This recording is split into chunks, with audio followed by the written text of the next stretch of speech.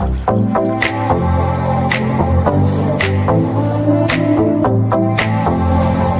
has been one hell of an experience.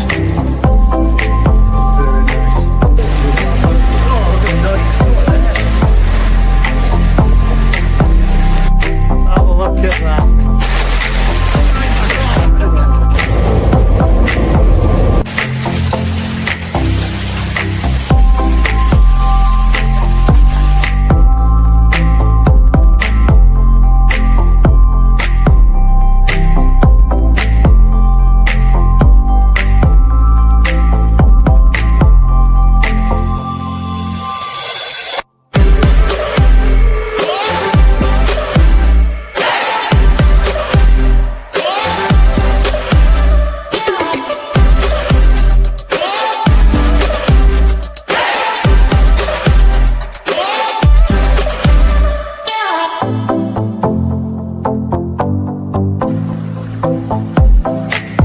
Changing the car. Made a little seat there.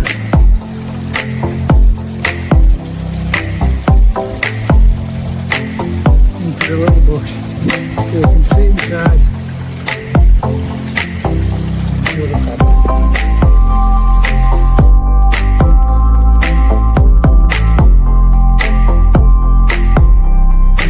Yeah, guys, let's go visit.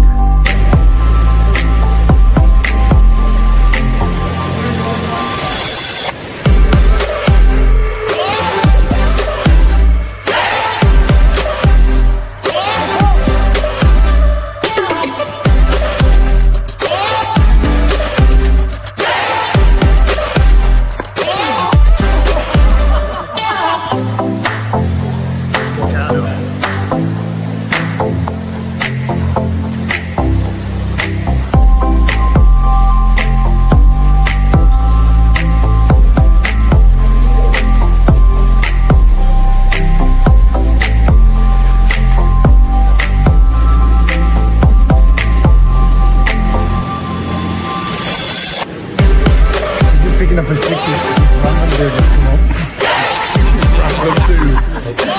Yeah, we're getting his ticket to go back to Tokyo for the night in the hotel. And we'll be editing all this as possible. Do you do chills up? We do that like Monday. I'm with a cold sweat. Hot sweat, man. You said this was going home with you. 600 quid, wasn't it? Oh, how much? Hey, oh, did you hear that? No. He said 600. We're having that as a first time thing. 20 seconds. Right, if I bid again, you ain't going to bid any more? He's got that stonker face on his shoulder. 10, 9. Well done.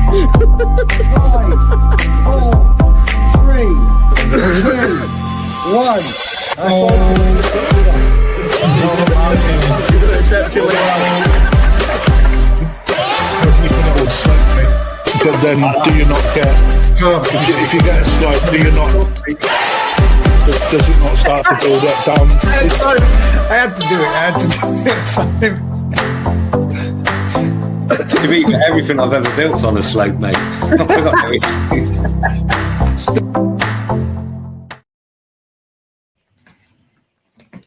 Good evening. You're right. Yeah, that caught you nearly mid-mouthful then, didn't it? Good evening, ladies and gents, and welcome back to this week's GKP Thursday Night Live. I just realised then that when I turned my microphone, for some reason, that's made its way loose. So let's try to see if we can... That's what happens when you've got special microphones, cameras and lighting, isn't it? Yeah, we was a couple of seconds late in starting. Rick was saying to me, I'm going to have to get myself a HD camera like you so I can look a little bit less. And I just told him that basically a bit of an easy way how he could do it. And then he turned around and said, yeah, I can't do that because the bottom of my mobile phone it's all full of pocket fluff and everything and it won't come out. And I says, a bit of blue tack, just shove it in and it'll pull it all out. I said, all right, there's another problem. I'm going to have to go out and get some blue tack. So hopefully, fingers crossed, we'll be again. We'll get you sorted out. I'll send you a link for a program that I use, and you can just put your mobile phone into 2K, 4K, 1080p camera, whichever you want. Right then, the evening, ladies and gents. This evening we've got to adjust my camera as I was talking with Rick earlier. We've got a few topics to talk about. In fact, we've got quite a few topics, but we've also got some bits which I would like you guys to give us some audience participation in. Whoa. And if you can, that caught me off guard. I wasn't expecting that at all then. Evening, bud. Oh, we had a haircut as well. And a Fresh beard. trims, man. I mean, you want to go steady trimming that much when you've only got that little. You want to, you're getting to that point where you're starting to cultivate more on your chin than what you got on your head. The upside down head, I call it, mate. Pot calling the kettle black, innit? Isn't it, mate? You know what I mean? Since I come in, start hanging the right hooks out. What's going on? Well, start as a mean to go on and all that. Lot. Why not? Just get it straight in there. Oh, one thing I will do. I'm just going to give you a lot. Oh, look at this bit. If anybody sees me at any of their shows or anything like that, or any of the environments, is that a QR code? See this? No, it's not a QR code. It's a different code. It's a different one. It's a special little tag. So if you've got an iPhone, you'll be able to walk up, scan my shoulder, and it'll give you a direct link straight to my channel. How about You're that? welcome, Gus. That's a fancy doing, isn't it? You're welcome. That's so discriminatory. Did you put them onto that? Oh, top man. Which is pretty cool. I don't believe it works with other phones, so it's just iPhone, isn't it? Proper So you just discrimination it's not with your against camera. You just literally put your top of your iPhone to it, and it just instantly takes you to a link straight to his channel. So Was it NTC or something? yeah, something like that. Yeah, forget what it is. Hang about there, Gaz. 1080 will show your wrinkles. 720 keeps them smoothed out, mate. I can make myself look smooth as with the program that I've got, but yeah, I can knock about 20 years off myself. And then the iPhone will charge you £1.60, which is all sent to the TKP. No, It doesn't know, does it? It's £2.40. Yeah. So yeah, we've got a few bits and bats and a few topics to have a chat about.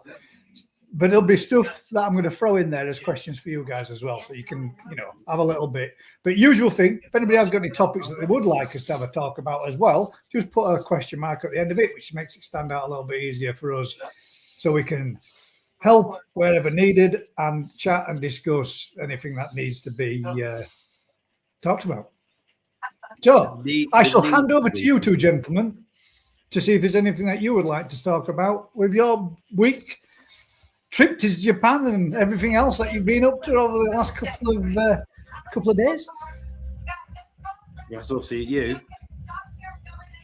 Mate, I'm still getting over the jet lag. Oh, yeah. Has it got you back? Yeah, I've been in bed at 8 o'clock every night since I've been back.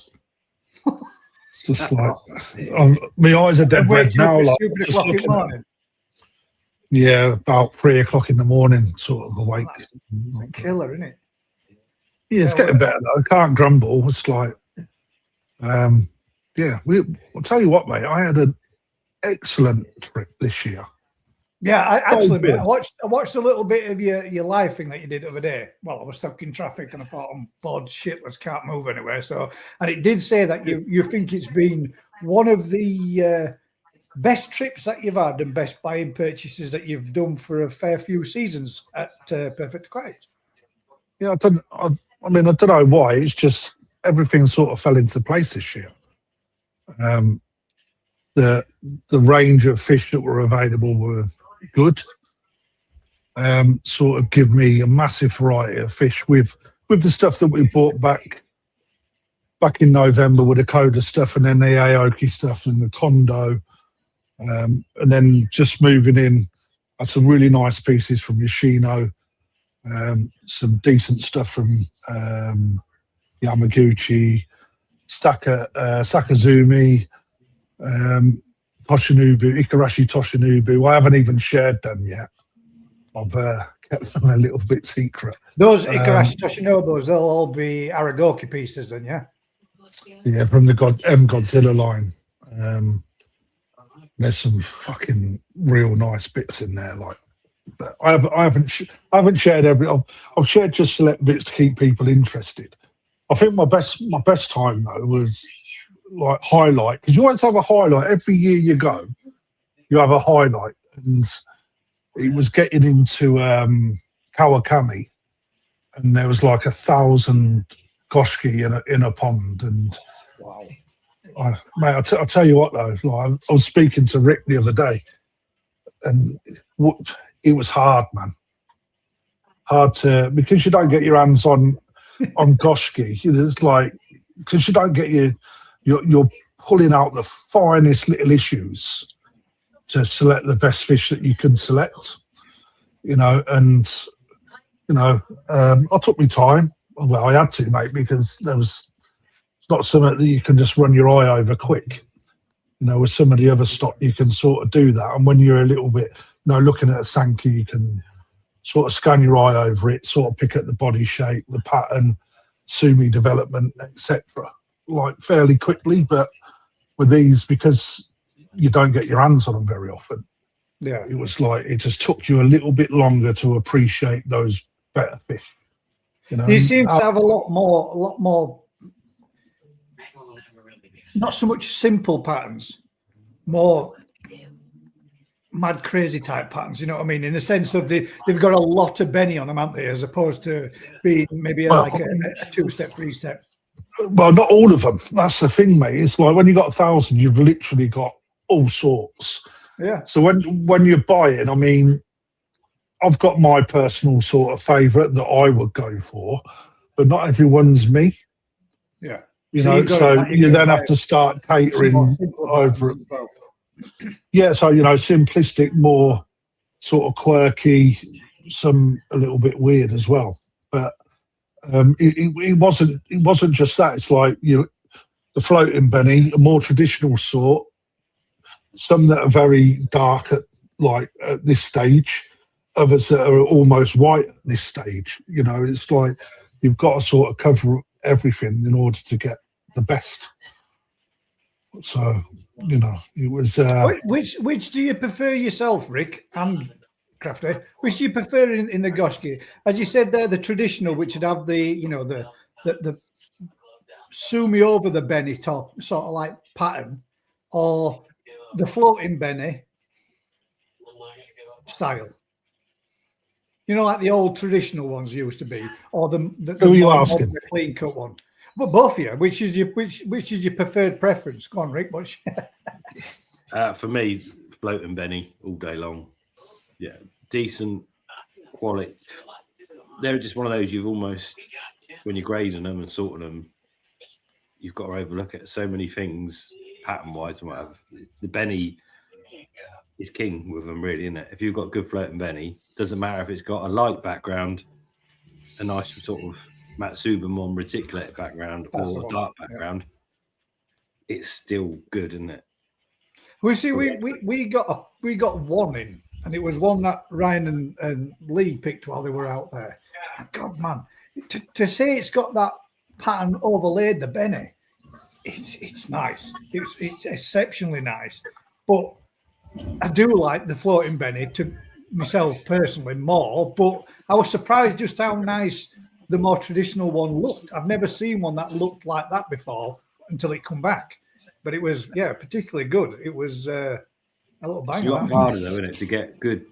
That sort of. Sometimes it looks messy. It looks more like. Looking. Yeah. You can see why you do it as a breeder. You've got to go for the numbers that you're going to sell, aren't you? So, good floating Benny, they're all going to sell. Yeah. You start getting that sumi on the Benny. I prefer definitely the lighter ones. The ones I picked from Cano last year was all the lighter stuff, because you've got room for development. Once you start going the dark ones look nice when they're small, but they tend not to look. Put another 5 years on them. What they're gonna look like then when they're already dark, before they've got to 4, 5, 6 year old. Yeah. But I think we'll always bang that drum. I mean, you'll understand it becomes a hell of a lot harder to sell a goshki that has got a light grey skin against one that sat there with a black skin and floating Benny. Yeah. Because the black skin floating Benny variant just looks 110% better than the other one, and actually it's probably not a better fish. You know, a lot of the time. Which would you prefer then out of the two crafting? I'm very a traditionalist, mate. I like. I think they're harder to find now. More traditional goshki are harder to get than a more modern goshki with a darker skin and a lot of floating benny. You know, I sort of like the robing just on a faint scale going through the benny, not too black. Yeah, not just too nice and overpowering, faint. just so that it's noticeable and you can actually see that it's there as a pattern, not as like shimmies. Yeah, I mean, but the hard thing is if here, our camis tend to darken up a lot slower than the likes of Aoki or Hiroi, for example. So, and sometimes they don't darken up at all, which is right up my street, because that's what a goshki should be. I actually bred that sumi into the goshki because, like Rick says, they sell all day long. Yeah, but actually, it's what they turn that goshki into. A traditional goshki is a grey skin with robing going through the benny pattern. Ryan picked some out there that came back just at the beginning of this year, and I've got to admit, mate, there were 3 of them, or 3 or 4 of them in a bowl. And when I was looking at them, I was like, "Oh, right, yeah, goshki and frikaku there." That we're putting them into pond and what have you. And then a couple of days later, after they'd settled in a day or two, we were just having a quick look at them. And he says, "Here, what do you think to this? Look at Benny on that." I said, "Yeah, it's lovely, that, isn't it? Lovely kaku. Mint that. Very nice." And he went, "It's a goshki." I went, "You're joking." And when he turned it to the side and we turned it around and had a look, you could just faintly see a little bit of sumi. And now, obviously, that fish has developed a little bit more being in our water. And I was thinking, my God, man. But when I first saw them, when they came in from shipment, I thought they were 2 kaku, 2 or 3 kaku in a bowl and a goshki, and it weren't. They were just as light as that. And that's one of the bonuses that we can do over here, can't we? You can pick them light. You can get them with, but well, to me, it just emphasised just how good the benny on it was, because it looked more like a kaku. And then seeing it as it's starting to get that coloration coming through, with the sumi coming through on it, it now looks absolutely fantastic, man. It's a massive difference. And to see the benny and the sumi start developing when you do bring them over lighter, you get that progression, don't you, as you watch them develop in our water as well, which is totally different over there. I'm not sure if that's what you want, isn't it? You want to be buying fish that A, look nice, and B, improve for 2 or 3 years. Oh my God, crafty. On a path. Wow. Yeah, we'll bring them up. Have a look at these. They're nice, mate, them. Yeah, I'm excited for these, mate, to be fair. That's a nice bowl, that, mate. I mean, look at that white one there. No, that's Deutsch Kahaku, mate. That is like there's a shoey in there, Deutsch Kahaku, and I also got some Benny Ryu from there as well, which was fucking mad. You know, I think one of them's a video, Gaz. Does it come through as a video? No, it's just both of them as pictures. No, hang on, mate. The video is what you want to see, isn't it? Most of those goshki there are already quite well developed. Yeah, they're quite. There's some of them that are quite dark, aren't they? Already, they're already looking pretty well developed, aren't they? I mean, this one here, you can see that one's fair lighter, and it's got that tail on nose it's starting. And if I remember what I heard Mr. Tate say once at a show, it starts at the nose and carries its way through the body of the fish to the tail in the development of the sumi. Some of them go the opposite way. Yeah. I wouldn't hold my hat on that one. No, that's what he was saying to Lee, because he got a fish that he'd got in, and he was saying you can see it's coming from the nose and it's working its way along the body. But you brought this in a little bit too early. You should have given it a couple more months, and it done a bit better than what it did in his. You know, he got some awards anyway, but it was just saying it would have done better if you'd have give it a little bit longer for some more sumi development.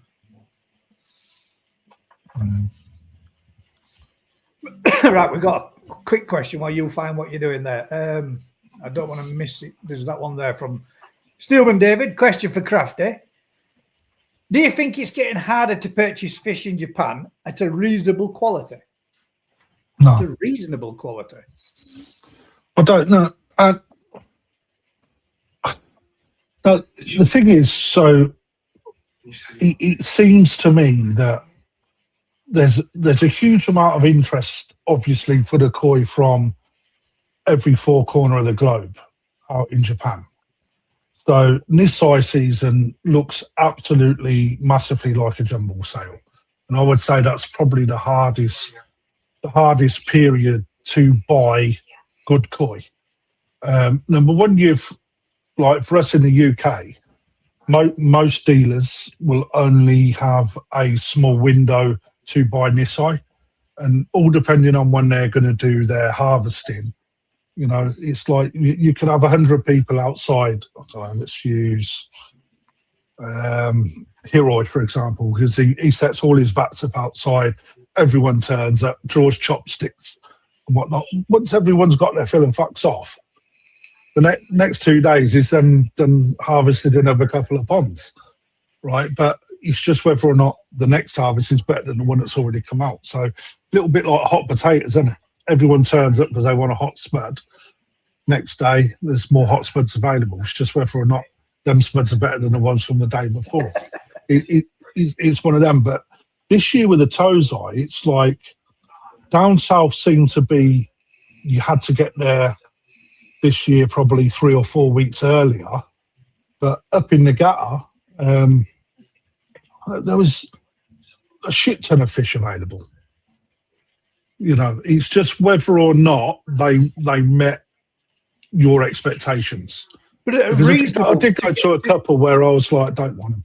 To get Tosai at a reasonable quality, not very good quality, is...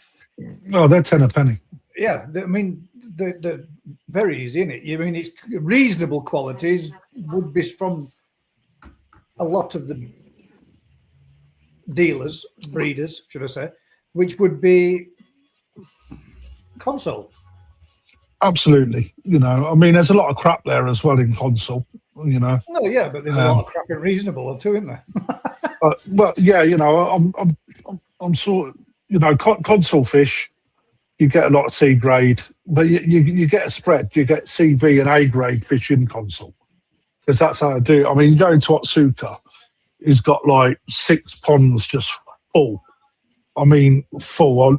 I'll drop you a little picture, mate, just to share, right? So I was just stood at Otsuka's when he was selecting for his console, and that is the picture that you just see. So he'll go through his best stock, reasonable C grade, and throw them in. But that was just Otsuka in a corner.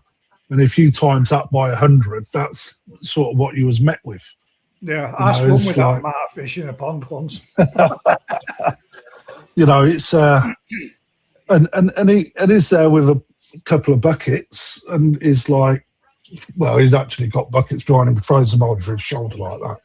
And they always land in the bucket behind him. It's like, it's cool, but you know, you can't unselect them.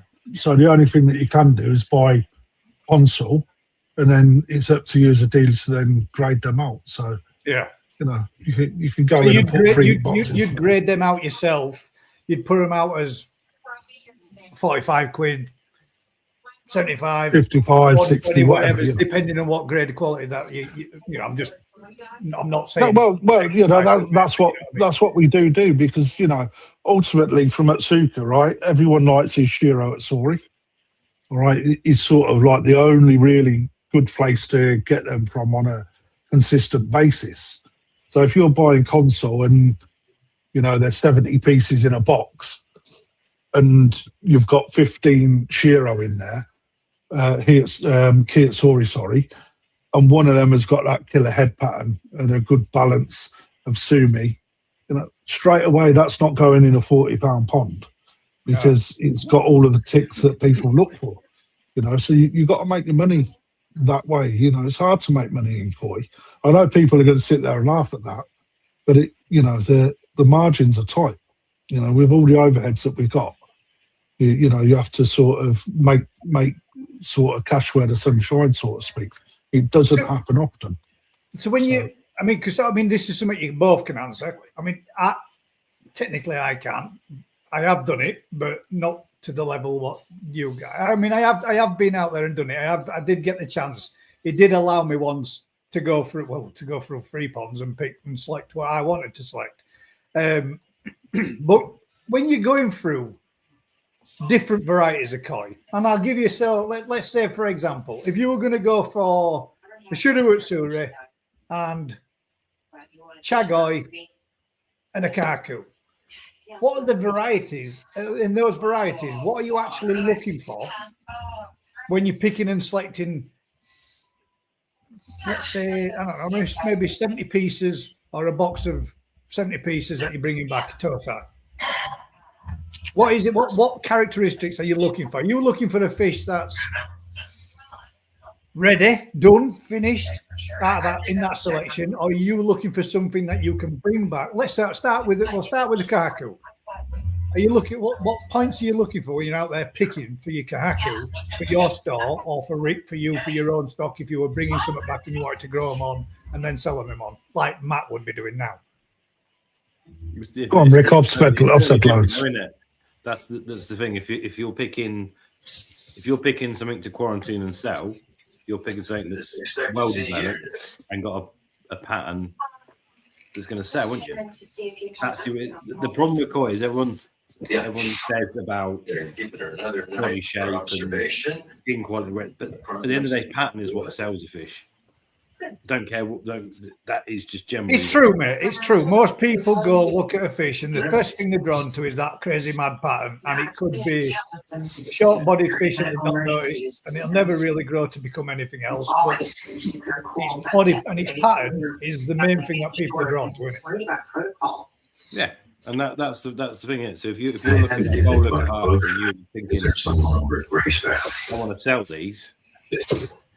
Then you're looking for fish that are 3-step, 4-step, crazy pattern, marathon stuff that is just going to, regardless of how well it's going to do in 4 years' time. But if I'm looking for something for me for growing on as a parent fish, we're looking at totally different qualities than that pattern aspect. So, yeah, it depends on where your market is. Obviously, the price point, those types of pattern fish, if you're going to select them, generally are going to cost you a lot more because they're the desirable ones that the breeder can sell all day long, isn't it? Yeah. You know, 1-step, 2-step patterns that might make really good big fish at 4 or 5 years old ain't particularly popular as Tosai because they look pretty awful, don't they? And they're a hard sell.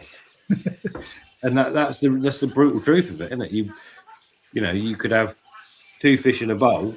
One that could be a grand champion at 6 years old and one that could be a pile of crap at 6 years old, but it's got a much better pattern. You'll sell that fish with a better pattern 9 times out of 10 for the same money because that's just how it is. You know, and the same with Shiratsu. You know, if you've got one that's got a good head pattern, nicely balanced, you know, pattern all the way down through the body, good white skin, good black, it's going to sell as a Tosai a lot better than almost plain white fish with a good body that's going to develop into a better fish. So, yeah. What happens if you were doing something then like with a Chagoi, which ain't got no pattern? But again, the fish that's perhaps more, it's got the scale that's definition. Wrong to say that because technically they really still have, haven't they? Yeah, that's one of those you're going down a slightly different path. If they're all the same size and whatever, and from the same parents, yeah, it's slightly different avenues, isn't it? You look. It was when you start looking at the finer detail in that, Gaz. So, if we was to look to separate the fish out, so things like sumi specks in the skin, you know, that's the sort of thing where you start separating good to bad. You know, even skin quality on and colour of Chagoi as well. Greener chags are a lot more desirable than a tea colour chag at a young age. They're the sort of tick boxes that you're looking for. It's a lot of people wouldn't see what we're looking at, if I'm perfectly honest, because it takes a lot of time to sort of study, understand what it is for that finer detail. So, for example, when you're looking at a Saragoi, for instance, all right, it, other than colour, they're the same sort of looking fish side by side. But then when you think of the future development of that fish, start looking at the skin, what the heads look like. If you bend the side of the fish, you can sometimes see little shimmy spots that are micro, and you just know when you bring them fish back to the UK that's just going to fucking pop out. Yeah. And them fish that look good in Japan, in your waters, will just fall to bits. So, it's little things like that you obviously don't see when we're out doing the selections. But that's what sort of separates the good to the bad, and why when you're out in Japan, you're paying that extra price for actually picking the fish. And it is more expensive to hand select your fish out in Japan. Yeah. By sometimes 5 or 6 times. Yeah. It's just but you're picking the cream out the crop, aren't you? Oh yeah, well you're getting it before it gets offered out to everybody else, aren't you? You're getting the chance to pick through the best of what's there. If your eye's good enough and your skill's good enough, you should be able to take everything in there. But obviously, it carries a premium. But then when they get back here, they carry a premium, and that cost's got to be put onto the sale of your fish. And a lot of people seem. Everybody wants a bargain, don't they? Everybody wants a cheaper fish, as opposed to they want the best quality fish with the best pattern for the cheapest possible price. And those two don't go in hand with the cheapest possible price, do they? But how many times do you hear that kind of statement made? And if you want the best, you've got to pay that little bit more for it, as you've had to pay more for it to get it in the first place, to be able to offer them the very best. Or you can do what Rick does and just breed your own and create absolute fucking then the same mad principle. things. He's going through breeding his own and grading out and picking the very best. Potentially. Or giving the best away. It is, yeah. I mean, Jonathan there just, put the way koi dealers can predict the future. We can't predict the future, but what we can do is look at what's good and bad and have an understanding of what them fish can do going forward. Is at the end of the day, we've got the ability to select through ponds in Japan and pick what we deem as good fish based on what our knowledge is.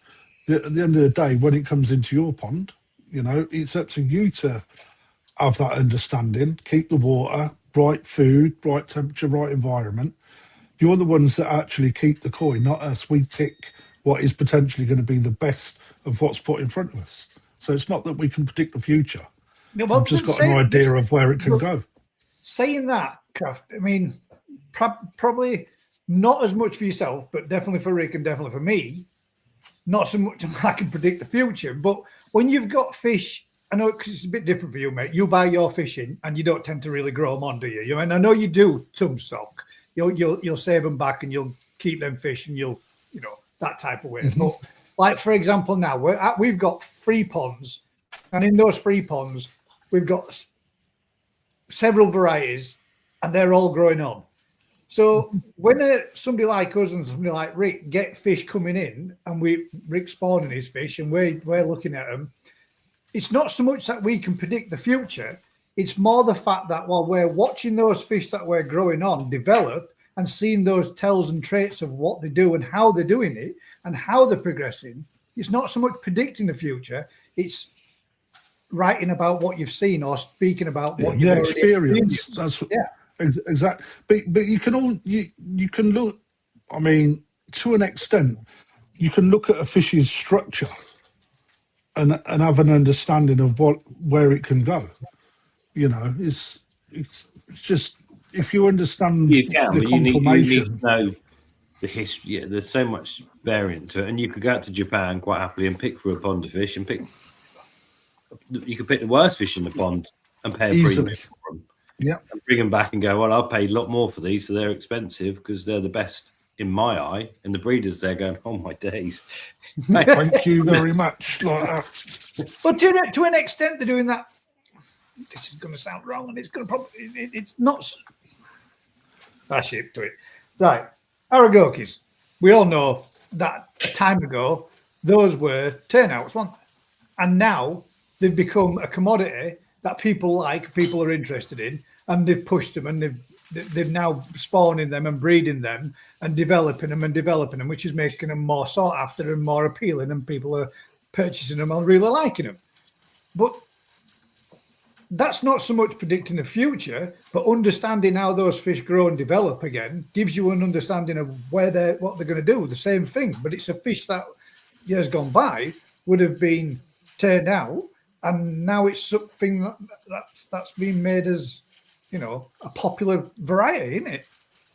Yeah, it's not. Yeah, it's not quite as simple as that, because you would have, if you were breeding wagoi fish, you're not going to see any of those anyway. So the vast majority, something you don't see. And if you're breeding Deutz fish, they tend to look a lot more elegant with no scales. So those that have got the random scales do get turfed out, and probably still do. But Aragoki is slightly different, where you've got this almost all over big scales or whatever. Yeah. It becomes part of the pattern, and obviously that's a different. Windows have brought that in, marketing's brought it in. There's certain different things have made them more popular.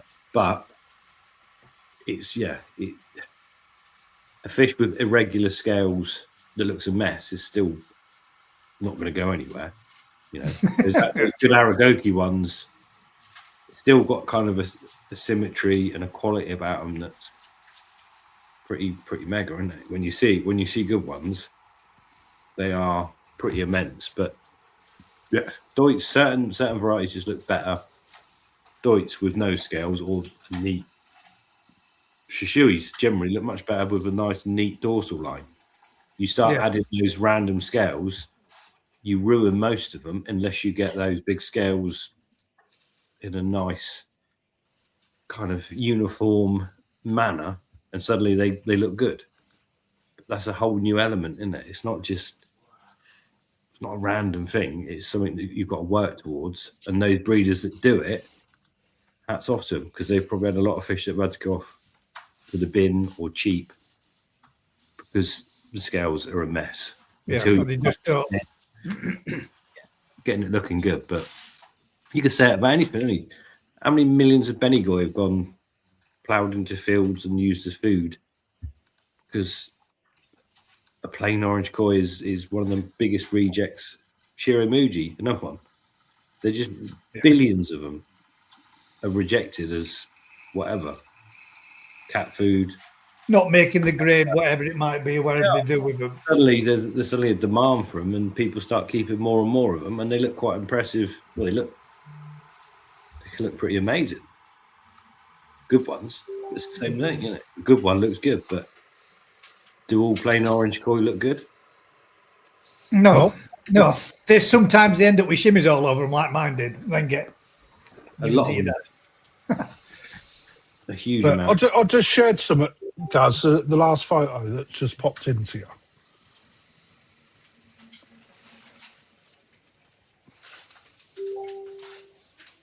Introducing or That's introduced.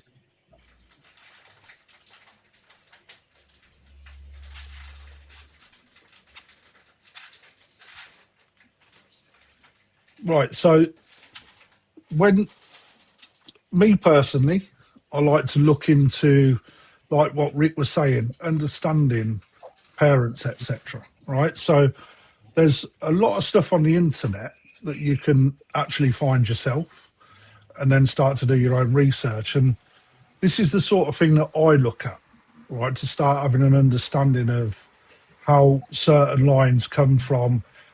This is on Omasako, and it goes through a load of his breeding patterns, which actually he put together himself and sat there and has got an interview.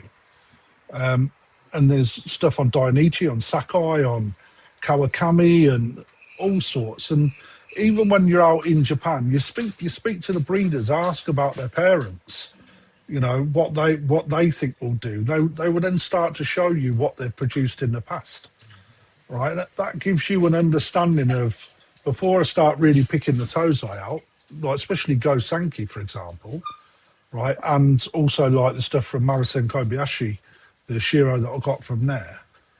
Where's your parents? Can I have a look? You know, and then you see them and you go, right, okay. And then they said they'll then share what they're doing because they're selling their product as well. All right. So it's not just all sales blurb.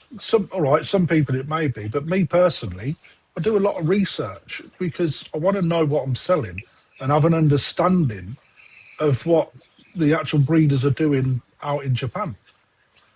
And is that some kind of, for example, Kobayashi?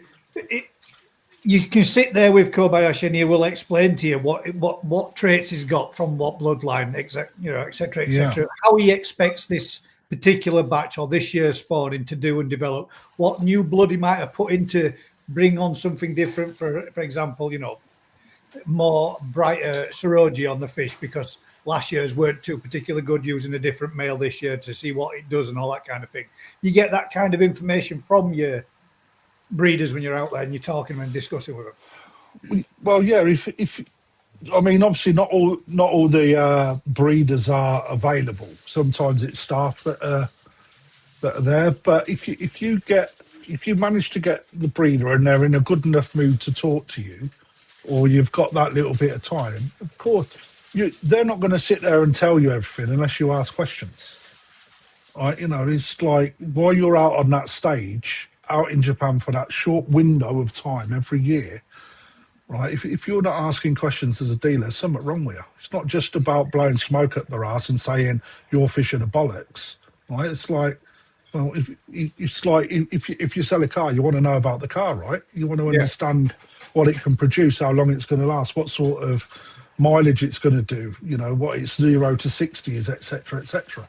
It's no different for me selling koi. I want to know about the product I'm selling, right? How can you sell something if you don't know about it? You know, that's just my mentality. Isn't it? That's showing a passion and interest in what they're doing, and most of the breeders will be all over that. They struggle with the language, but that's their passion. That's what they do. So if you're interested, they want to show you. They want to talk to you. You know, and that's. Well, it's pushing out their product, their line, isn't it? It's showing and it's involving everything that they've done, what they've been working at for some of them decades. Well, not decades, but family generations will be decades that they've worked on particular stuff time and time again, year in, year out. Yeah. You got it. It's like when we sit and talk to Rick, right? And his passion, breeding, and, you know, he shares his knowledge, doesn't he? Right, it's no different, but on a just you're talking to someone just talking to a Japanese breeder. It's no different. They want to share as much as they'll want you to know. There's still little secrets they won't tell you. Because that sets them apart from other breeders. They're not going to tell you everything, are they? Because if they tell you everything, then what stops you going out and doing it yourself, kind of thing. Let's have a quick. It's not. I know it's not that easy, but you know what I mean. It's especially for somebody like you, Rick. If they told you everything, it would be different. Yeah, but you can know everything, but putting that into practice is a whole new world. Especially different country, different climates, different water parameters, and all the rest of it, and everything else that all comes into it as well. What about this one then? Jonathan's asked, "What's the best variety for longevity of quality skin, body, colour, pattern?" God, fucking hell, a lot, isn't it? It's got to be a single colour, hasn't it? That's it. Well, quality and pattern for longevity, eventually, it's not there, is it? I think generally the problem is you say single colour, but you could rule out pretty much any metallic fish. Because how many what decent metallic fish have you seen with good skin luster at 8-10 years old or whatever? Pretty rare. You probably have to go backwards into Asagi. You see some really good Asagi. More traditional lines. Yeah. And to be fair, Kahaku as well. Some Kahaku look good. Big. At 10, 12, 14 old. years. Yeah. They But can what look- you were right. When you say big and old, what are you meaning? How big? How old? Like longevity, mate, right? You know, so they get big, right? It's not all, because there's a lot of stuff that falls to fucking bits, right? But if you look on the scale of the amount of fish that come out of Japan, all right, huge percentages go Sankey. By far the Oh yeah, biggest 100%. percentages go Yeah. Sankey. So when you look at that, right, that would mean that it's the most successful at having the best longevity. It's such a wide scope of a question. You know, it's Do you like think Gosanki has got the longest no, not longevity in koi? Really? Shiramuji. Well, yeah. I think you'd probably realistically, if you saw an Akamatsuba or an Asagi at 25 years old and 90 cm that still look good, Yeah. I wouldn't be that surprised. But if you saw Sanke. any metallic Yeah, well. variety at that size that still look good, I'd be gobsmacked. Very surprised. Yeah. Chags will hold up. Yeah, they tend to develop. Tend to get a lot of shimmies though when they Shimmies. get really big, don't they? And then Crashigoi are probably one you could, because they don't tend to go wrong. it's again single colour, isn't it? But it's one of the single colour that doesn't have any sumi in its genetics. Yeah. There's no metallic. It's got nowhere to go wrong, really, is it? Yeah, it just gets bigger. Unless its body lets it down and it's frame wise, its quality of colour and whatever it tends to stay pretty uniform. So if ever, there you go, Karashigoi. Crashigoi, yeah, Sagi, Akamatsuba. And is that because the vast majority of those are more traditional lines, more simpler, purified lines? What about Shiro at Sori then? Yeah, the sumi quality on Shiro is hard to keep that long. Tends to Still peak. look good even with not the best sumi when it goes past its peak. Yeah, I've never seen like old Shiros that look good. How often do you see a 25-year-old good body, good quality pattern still? Well, you generally don't, do you? You don't, do you? don't. I mean, When you get an email from someone saying, I'm packing up my pond, I've got some amazing fish, paid loads of money for them, they're all 30 years old. You sort of cringe. Most of them are looking a bit washed out in colour, aren't they? It's hard. But yeah, We get loads of customers. Oh, this fish is 40 years old. Yeah, if someone told me to say, you know, pick a variety to grow, you're going to buy 10 of them and you've got to keep them for 40 years and then you've got to show them, I think Crashigoi would be right up there because there's not a lot to go So wrong. by the time I've had mine 40 years, I'll probably be dead, but my son might have a chance at actually showing a half-decent 80 cm Karashigoi. Yeah. What about Kajaku then? I know it's metallic.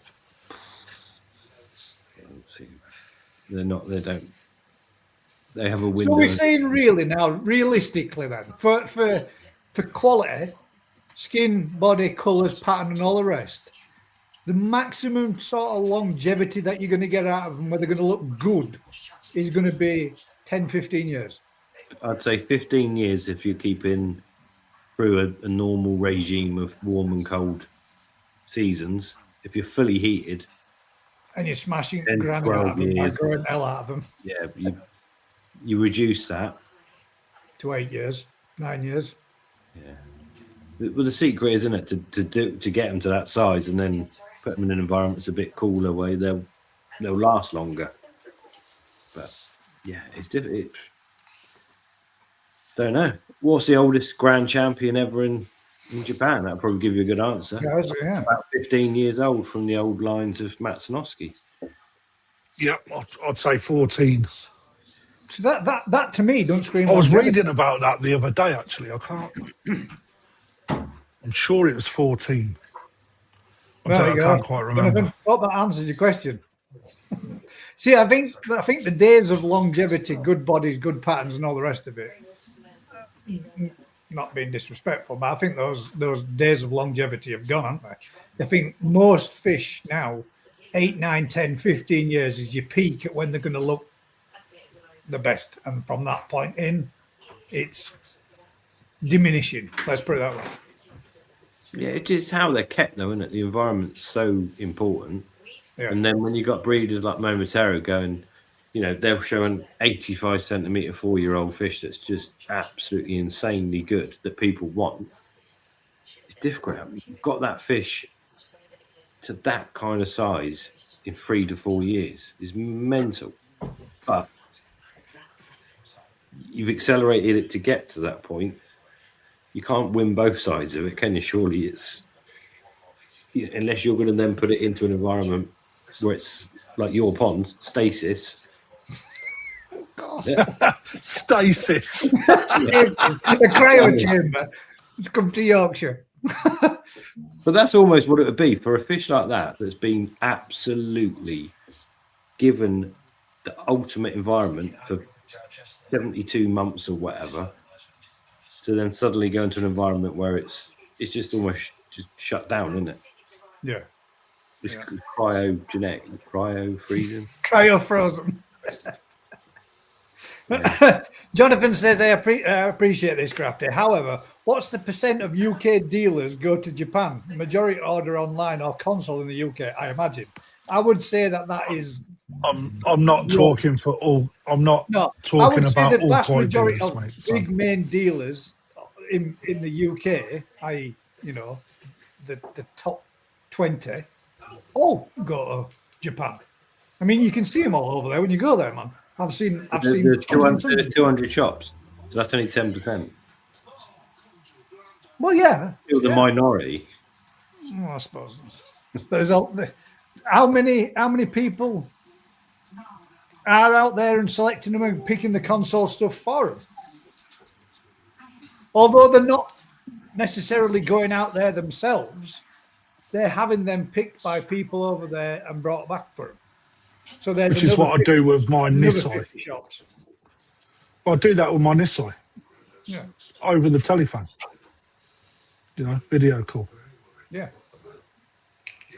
It's like, but he's got a point. There are people that don't ever go to Japan.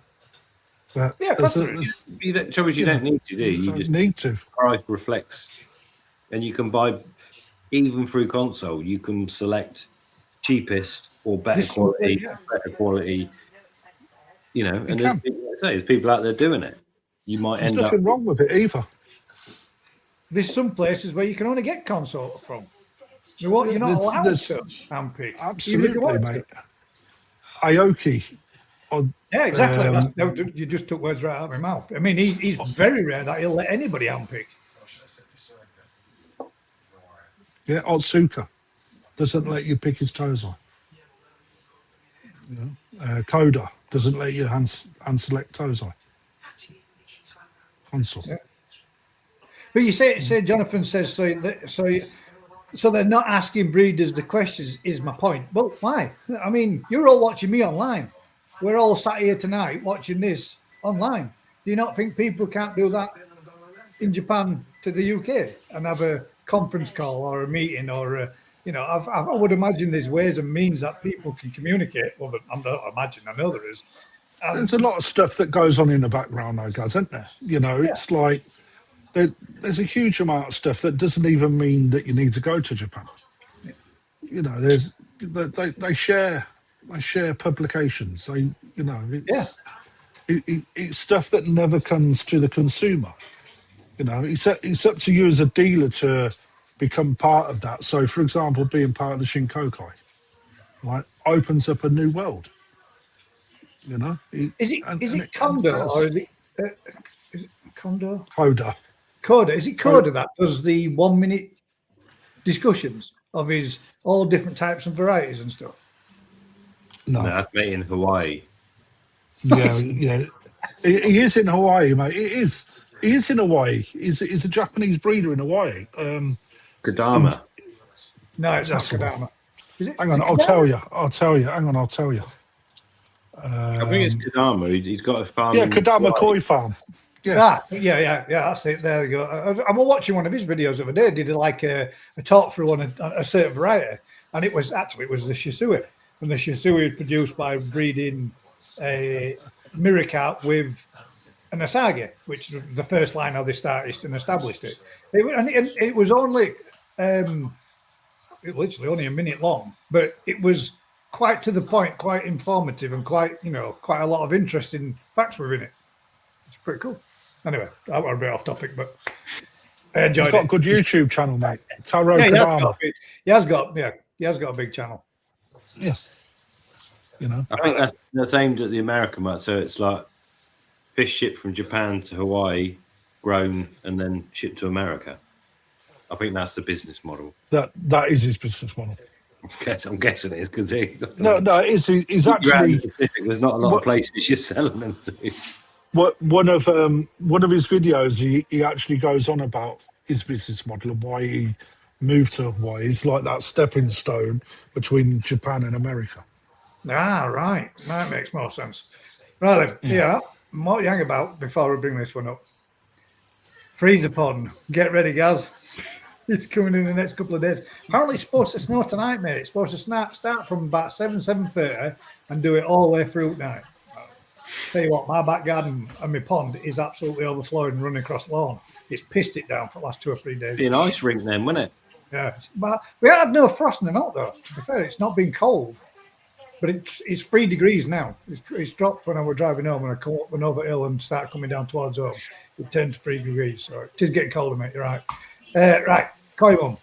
Question: I have a heated 21-foot indoor grow on and 10 tosai stroke nisai. I worked out feeding at 2%. Estimated biomass would be 50 grams a day. Those with experience, does that sound about right in reality? I need to know the weight of your fish for a start, because that's what you're basing your 2% on, isn't it? Or you can just go out there and get that little app and put all your information, fish sizes, in, and it tells you exactly what to feed them. What's it called? If she's got 10 fish that are 12 inch and all half a kilo, so she's got 5 kilos of fish, not too difficult to work out then, is it? And she's got Tozai and Nisai in there. Well, no, Tosai, I'm saying Tosai stroke Nisa, they go in. Yeah, so they're moving over from Tosai into Nisai. It's not, but then so we'll feed on the percentage, but the reality is it means they nothing. get bigger. Yeah, Feed them what they'll eat as many times a day as the water filters will tolerate. Yeah. Rick doesn't like the me. thing is, what your 2%? Keep wagging it in. Have that. The thing is, what your 2% is today in a heated pond in a month's time is nowhere near 2%, because that body. I hit it on the head the other day, right? So my little Munger tunnel, and we're talking one little bit of our farm. I brought some Nutrimare from Dan, got some in, and in 5 days I fed the first sack. Right, so that's 10 kilos of Nutrimare gone in 5 days. And I know from our food trial that the average food conversion rate is 0.85. So they put on 12 kilos of body mass in 5 days. So suddenly you can't work it out, that can you? It's an ever growing thing. So, but the reality is when you think shit, they've just put on 12 kilos in 5 days. It suddenly starts playing in your brain. That's the reality of what those 600 fish just did. Yeah. And they're 6 meters in length in 5 days. Yeah, it's a lot, isn't it? It's like shit. So the filters can only cope with 2 kilos of food a day. Is that why you start getting twitchy bum when you start doing a little bit of math like that and you think, shit, man, I need to half the numbers in here so I can continue doing what I'm doing? Yeah, but you can't. If the filtration in the pond can only take 2 kilos of food a day, if you're feeding 2 kilos of food a day, after a week, something's being held back. Yeah. Because you've got to reduce the numbers of fish, increase the food, but you can't increase the food because it can't take it. So you're already on that. That's the reality of it. You can't just continually go, well, I'll put more and more food in. because you hit that point where it all goes tits up, doesn't it? So yeah, it is a start point. If you think you can feed 50 grams into your grow on, and your water quality is mint, the fish would soon grow where you should be feeding within a month 100 grams, and in 2 months 200 grams. And suddenly, at some point, the filtration won't cope, or the water quality won't cope, or it's not a constant, is it? It's a continual curve where you've got to then change the stock density, the water volume, the filtration, the amount of whatever it is. Oh, fucking time, isn't it? She's stripping off, mate. She had a big dressing gown on earlier. Mate, you notice more than I do. But it is one of those. I think when you're growing fish, the reality is anyone that's done it at 24 degrees and pushing young fish, you can't. It's not. It's a continual change. Otherwise, you just stop. So if you can't work it out, how do you know? My filter is easily taking this. Should I feed more? Yes. If the fish are going to eat it and your filter can handle it, do what I do. Whether filters can't handle it, if our filters can't handle it, I just clean them more often and feed them more. You hit the nail on the head, didn't you? It's like as long as the fish will eat it, right? Yeah, exactly. That's it. If I can walk past them in ours, and they literally go the climbing side at walls, man. The ones that are on the feeders, the ones that are on, they're there to be grown on how big. They're getting 6 feeds a day, probably about. The one thing I would say is that, have you got an auto feeder? Because if you haven't, then that's something you probably really do need in order to get the best growth out of your fish anyway. So my issue will be that if you've only got 10 fish in there, is another problem. It's not a lot of fish. Yeah, there's no competition there, is there? It's difficult to get the right feed in with just 10 fish in the tank. And then you see videos like Gaza put a video out with the fish are climbing out the water, but there's 200 fish in that tank. Yeah, if you've got 10 fish in the tank, they'll be eating and then just sit out of the way. Yeah, they just mull it down and then they'll come back and just, munch a bit of it on it. We see that in our shop, see that in our shop when you're quarantining out. So you've got enough fish in there, you just got to, they'll graze more than like fight for food. It's difficult to find that balance in it as well, to get the right amount and the number in. And once you get that balance, you're not in that balance for long because, like Rick says, they start growing and stuff can't cope and fish start stopping and they start leveling out. So then you've got to grade through, drop out, feed harder again, and then keep going.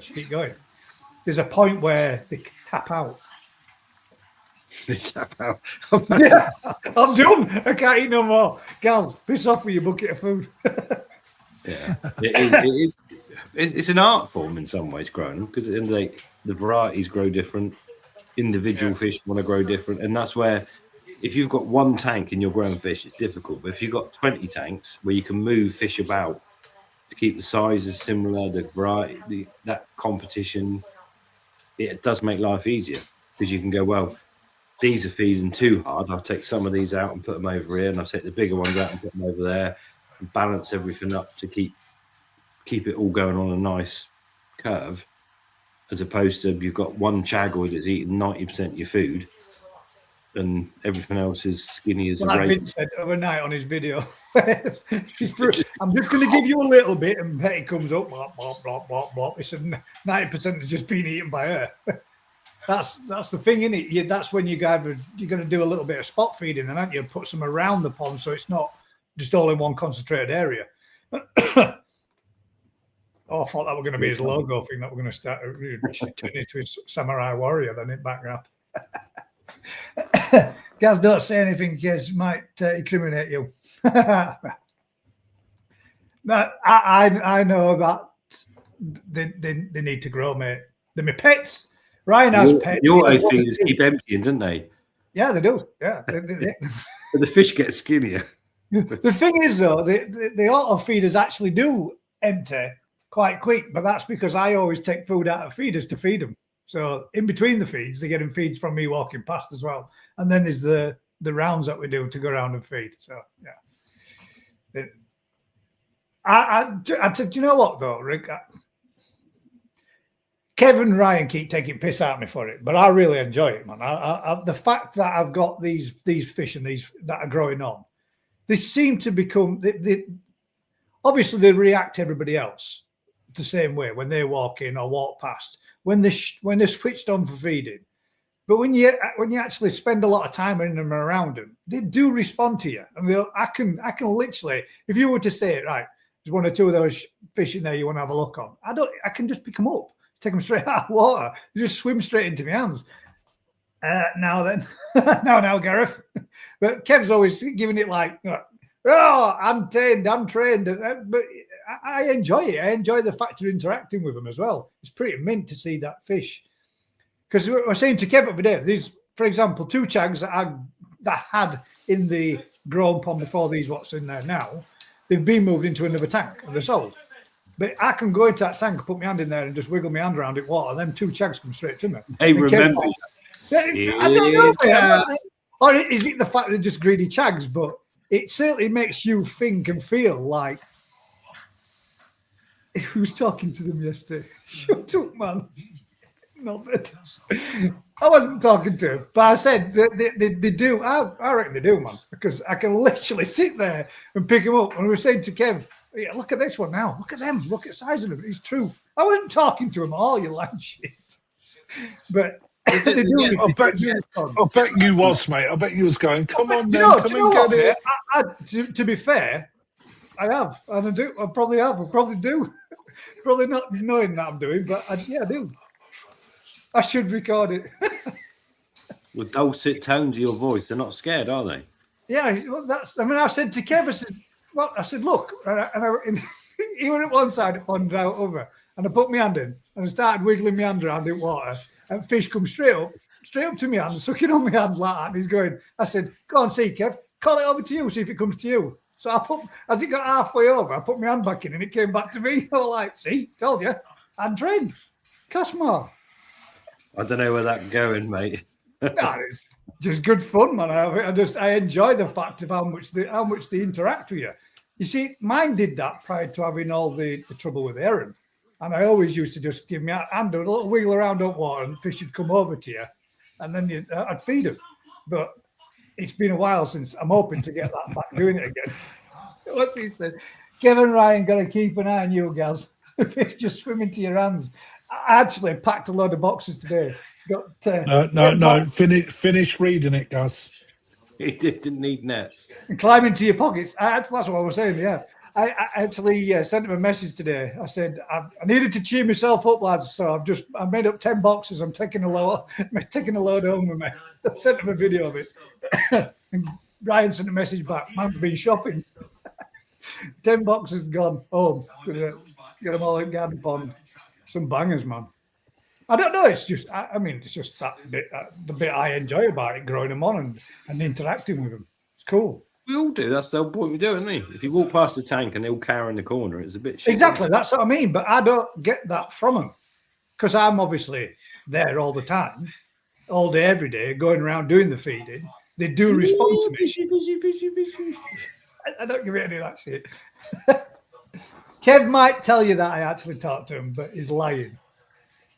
And you can't say, I know you walked around and fed enough of them over there as well. Right then, let's go. Did I miss anything? Talking bollocks. Probably did. Can you explain, Kraft? What is it that makes fish that can be anything from 50 quid to 50 grand? Can I explain it? Yeah. Well, it's all about quality. Mate, right, let's look at this. So, koi are a work of art, right? Whether or not you think it is or it isn't, a koi breeder is always looking to achieve that special looking fish, all right? So, if you look at artwork, right, your 4-year-old draws a picture of you, which is a circle, 2 round on, 2 big stick arms. Every 4-year-old's achieving that, right? That fish, though, is priceless to you. But if you were to try and sell it, that picture, you won't get nothing for it. However, if a 4-year-old paints something that looks absolutely amazing and that only one those pictures, it all of a sudden becomes a huge work of art because no other 4-year-old has achieved that, right? So when you look at the amount of breeding that goes on across Japan, right, the amount 200 years worth of crossbreeding to get to a certain objective, for example, bigger body, better sumi, better white skin, etc., and then it happens, right? That you just know what's good, what's bad. You know, it's got to be a cheap fish. You know what's going to be something that has got potential. Tatagoi, fish for the future, carry on developing it until it becomes the work of art that they have a vision for. And they do have a vision. When you start looking at what the breeders' programs are, what their objectives are, and how they start bringing fish in to achieve something better, to actually get to where their vision is, that is what starts to bump that price up, because the closer to that vision you're getting, the more valuable it is, because that's the vision that they sell. And that would be areas and aspects where that actually takes place would be something like a GC at the old Japan Koi Show. Absolutely. No, that's totally right, Gus. You know, and I'll have a look at what I've just sent you, mate. I've just sent you over the runner-up that never made the GC in 3 consecutive competitions. Right, and on this, on this image, if you can zoom that in, I don't know if you can zoom it in, Gus, but right, when you look at the age of the fish at 2024, and then the age of the fish at 2026, right, the sumi development is huge over that 2 years, but you're going from a 6-year-old to an 8-year-old or 9-year-old fish. I can't remember off the top of my head what the ages are, all right? But even at 2024, that fish is absolutely outstanding. But in 2026, it looks even better because the sumi development is so much better than what it was 2 years previous. But there's always another better fish out there. Do you not think Another that fish fish looks like it should have a bigger head? Yeah, of course. You know, in my head, yeah. But when you look at just the sheer scale of that fish, that koi, right, and how good the Benny is, how good the sumi is, how good the white skin is, how good the luster is. I mean, it probably don't resonate so well on the screen, but in real life, all of those attributes, you know, over here, everybody will pick it apart. It's got, you know, it's deformed, blah, blah. Do you know what's mad, Crafty? Right, I've just sent Gaz a video before you put that up.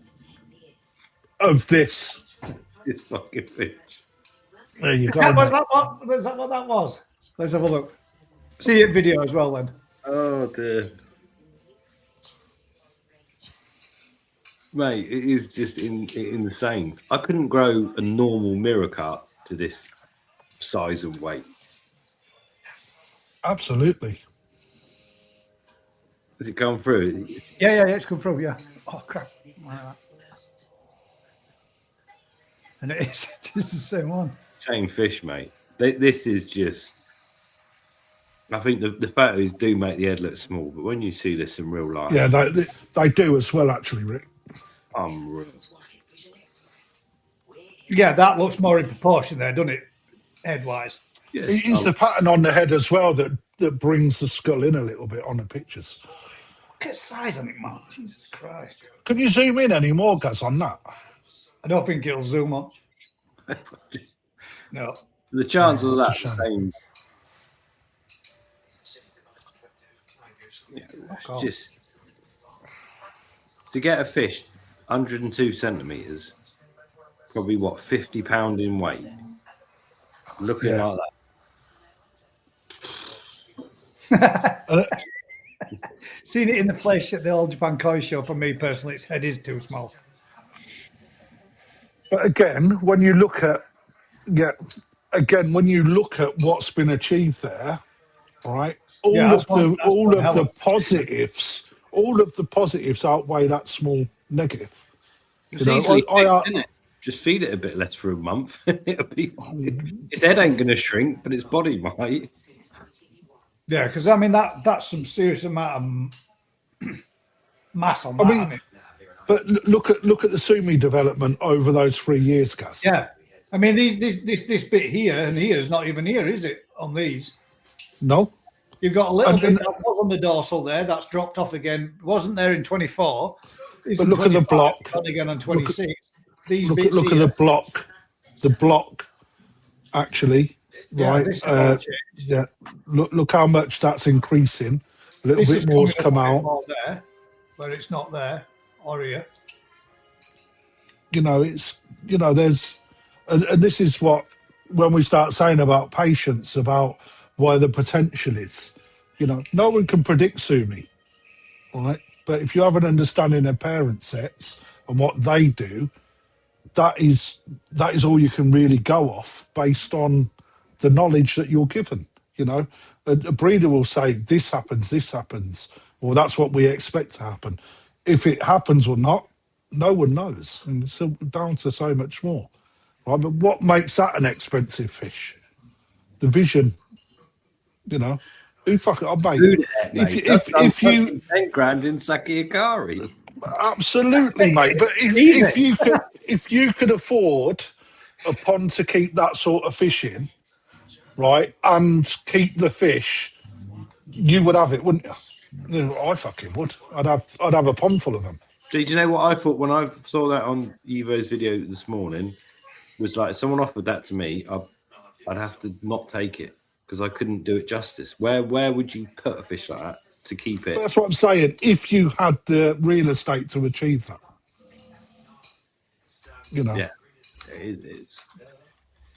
Yeah, and the fact that I think the body mass is, for the shows out there, you could easily bring that down a little bit and make it look more in proportion. Yeah. But it's come runner-up to a GC every time it's entered. Just hasn't got that finished detail.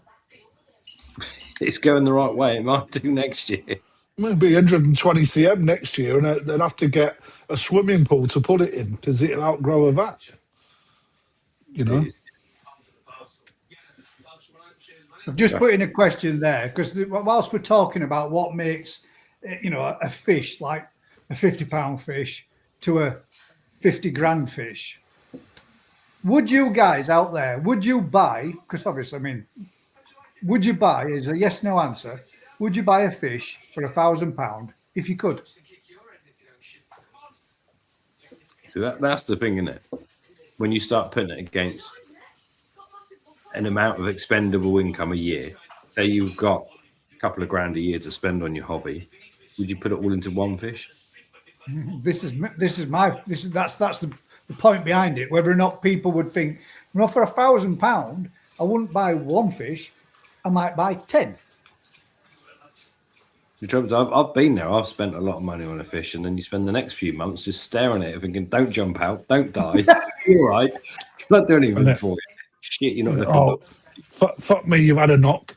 Yeah. Well, Adrian, not to the point as if you could afford. Because let's face it, the vast majority of people that are out there and working with an employment that are keeping koi could afford, even if it took you 2 years. It's not a point of, can you afford it in next month's pay packet? That's not the question.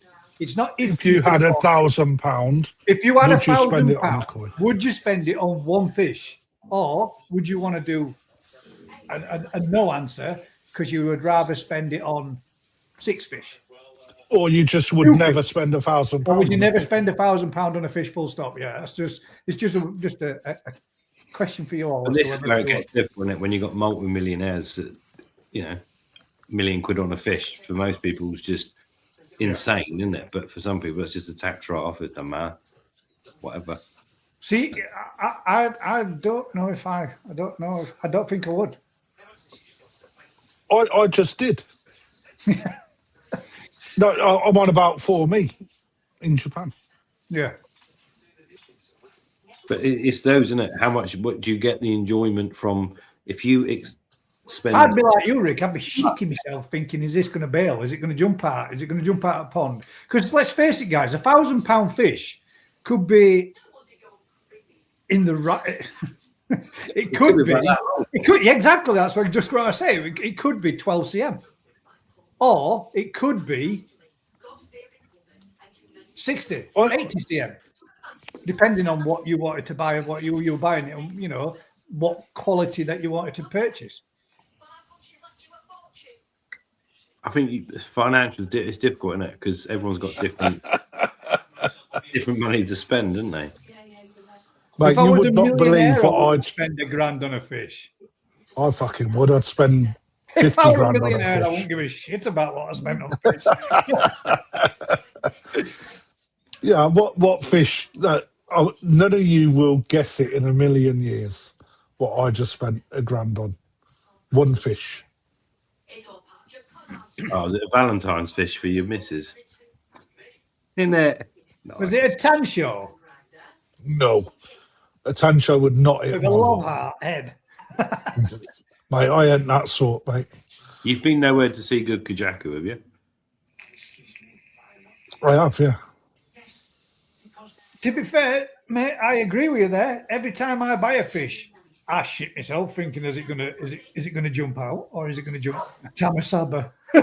Did you? Rich, it really ain't a time with someone. No, I wouldn't spend £1,000 on one of them. Was it a Saragoy? Nope. See, the vast majority have gone no there. So most people are saying no. They wouldn't spend £1,000, even if that's all right. Then I'll ask the same question again. If your wife said you could spend £1,000 on a fish, would you? Or your partner? Mate. I'm still thinking about the fish craft he's brought. Yes. I wonder how many of these yeses are going to change. Those no's might change to yes. Look at them all. Yes. There's going to be a lot more yeses now. Right. So the question I should have asked, if your wife's purse was open and she said, here's £1,000 for you to buy a fish, you'd run out there and do it, wouldn't you? Every one of you. Or your partner. You know something, mate? If my missus said to me, there's £1,000, go and buy a fish, I'd say I've already done it. Because I've already done it. Have your cash back, love. Yeah, it's like I don't need my missus' permission to spend my own money. As far as she's concerned, they're all 40 quid. Mate, if you actually think that your lass believes that, you're only kidding yourself. Cal, what did you say, Cal? Oh, Did you look. Did you hear that? Yeah, she doesn't mind anyway. You spend what you like. Absolutely. It was just a bit of tongue in cheek, but I thought there'd be a lot more yeses, and there's only a few no's in there. There's a lot more yeses right now. So it was actually a Ginrin Benigoy. Jesus, I wouldn't have guessed that. I knew you wouldn't, mate. But If someone, mate, it if is. someone told me I couldn't have it, but then it would be a yes. I should have Benigoy from where? Mark. Yamaguchi. Oh, it's Benigoy. From what? It's a Benigoy. I knew it straight away. Has he got another banger again? I'll send you a video so you can have a look. It is pure. Turn it over. It's just pure orange, no white anywhere. Mr. Lee Oliver picked up his today, which was grown on by Yamas. Yamas, yeah. And mate, that is mint. Absolutely stunning. Beautiful fish. So where's it come from? Why? Kahaku spawn, yeah. Okay. Right, but I'll tell you the reason behind it, right? So, my missus, I'm not going to go into too much detail, but my missus' cousin Passed Auntie's away of uncle, cancer. second removed. No, she passed away of cancer a few years ago. Oh, shit. No, don't worry about all that. She liked And orange. absolutely, and we had one, and it jumped, and I've never replaced it because I couldn't find one that was as good. And then in Japan, when Yamaguchi had pulled a few fish up, I was like, "That's the one." So that's why. And then I rang her at 3:30 in the morning, got her out of bed, and said, "Look, I got you a fish. Look." And she's like, "Do you know what time it is?" So ungrateful, man. There's a lot of Got to get why. up I've got to get up. No, because man, it's like work my fish You know what, bought it mate? for the missus. I can appreciate me, mate, regardless to all the whys. I think a grand, beautiful, big single-coloured fish is a lovely thing to have in your pond. Oh, mate, the Kimberley and Bendigo is an awesome fish. Yeah, You know? 100%. I would good to run into shit. But if you're ever half like said, right, I bought you a fish, you'd love it, wouldn't you? All of you would. To be fair, mate, if I were to be completely truthful, my wife picked a Sankey. That's in pond, and I do love it, mate. It's absolutely mint. She picked a belter, and it is really It's progressive. better than any fish you've ever picked in your life, isn't it? I'll tell you what, though, women are good at picking Rick, koi, I'm not mate. joking, mate. It's banging. Women are good at picking koi, better than blokes, I think. It's lovely. It really is. It's way better than the Sankey that I picked years by, thinking this is going to be a really nice fish. And it's not a bad fish. It's not a bad Sankey, but it's one that I've watched and developed and learned. I then picked one from work before I started working there, which I really do like. But again, it's totally different to the one that Marie picked. But the one that she picked, it's mint. It's really nice. Yeah. Happy wife, happy life. It's true. And the thing is, when I then go and spend $2,000 on the next fish, you can't fucking mind because I spent $1,000 on ours. Is it that? And when it's shit. But I spent $2,000 on a German Shepherd. There's a lot. I mean, most dogs cost over $1,000 nowadays, don't they? Regardless, whatever. Oh, look at it though, mate. In that picture, that's mint, isn't it? Kel, look at this German Shepherd. Look, it's David's. Look at that. I bet he's a right pain in the ass. You know it. What's questions for you two guys? And this is obviously for everybody else, then, so that they can benefit from this. As we're getting, and everybody keeps saying it, and it keeps getting on my tits because we're not nowhere near it yet. You've got the seasons are about to go through. We're coming into the latter stage of winter, and spring is fast upon us. What would be your seasonal care tips for getting your pond ready and prepped for? For coming into spring, ready for your stock to be coming out of winter and into spring. Like let's put it up, see what it says. Evening everyone, it's okay, Jill. I'm just sitting on the floor. Crafty has bought a bloody bed. Something wow must have been snow blind. There you go. Mr. Tate's telling everybody there. Oh, Full of fuck off, choice. mate. I mean, he does like. But if Go on, it's then. from a Kaku, what could go wrong? It's gone wrong already, so you're onto a win. It was supposed to be a Kaku, and it didn't get no white on it.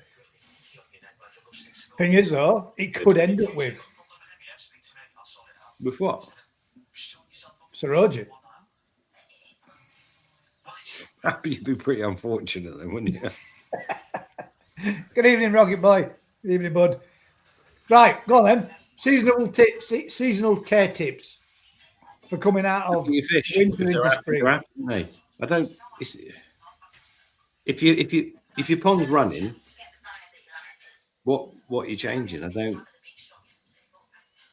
If the pond's running and the fish are happy, I don't really get what you're doing. Take your covers off. There you go. All right, that's always a positive. And just don't overfeed when they're coming out. It's fucking simple as that, isn't it? It's not like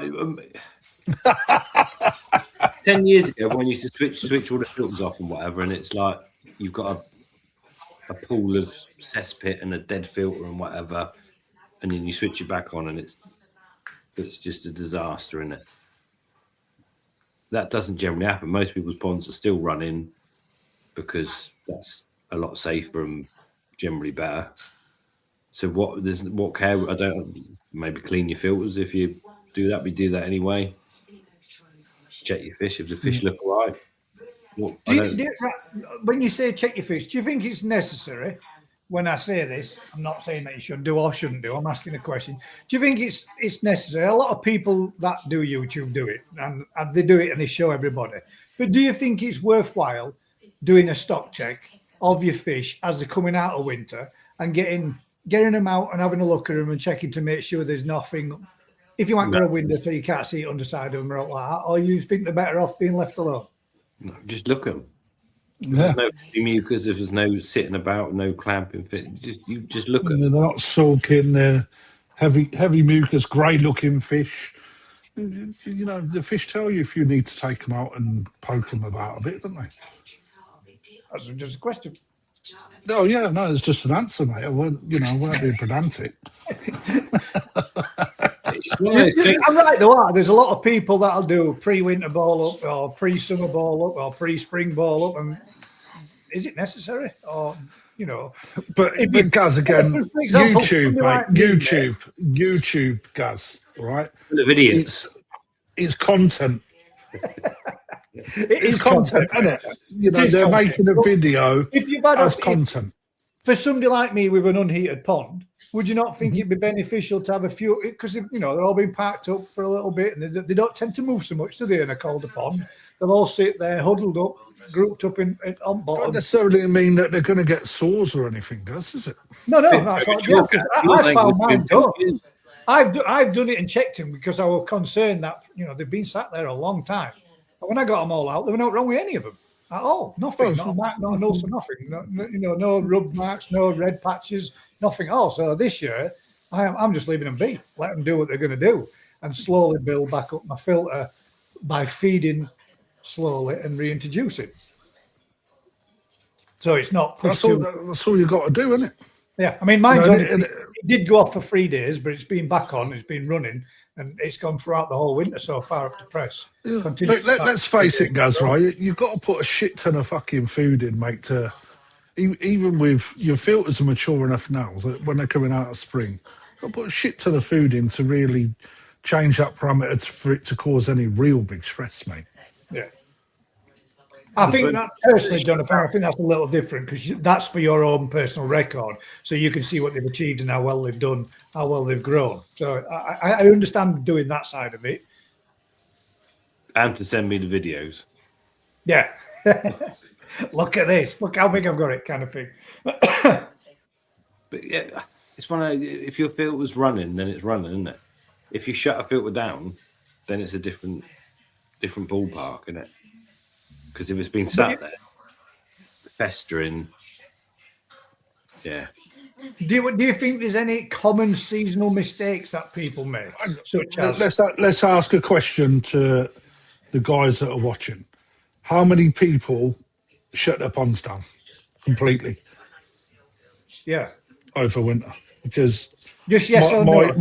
My gut feeling would say a this should all be majority yes. This should all be yes. No, it'll be no. It'll be no. Yeah. I reckon it'll all be no. To be perfectly honest, mate, I can't imagine anyone turns it all off. Maybe the UV, but they'll keep the water moving. You see, so there is no magic answer, is there? Let your fish tell you if there's anything wrong.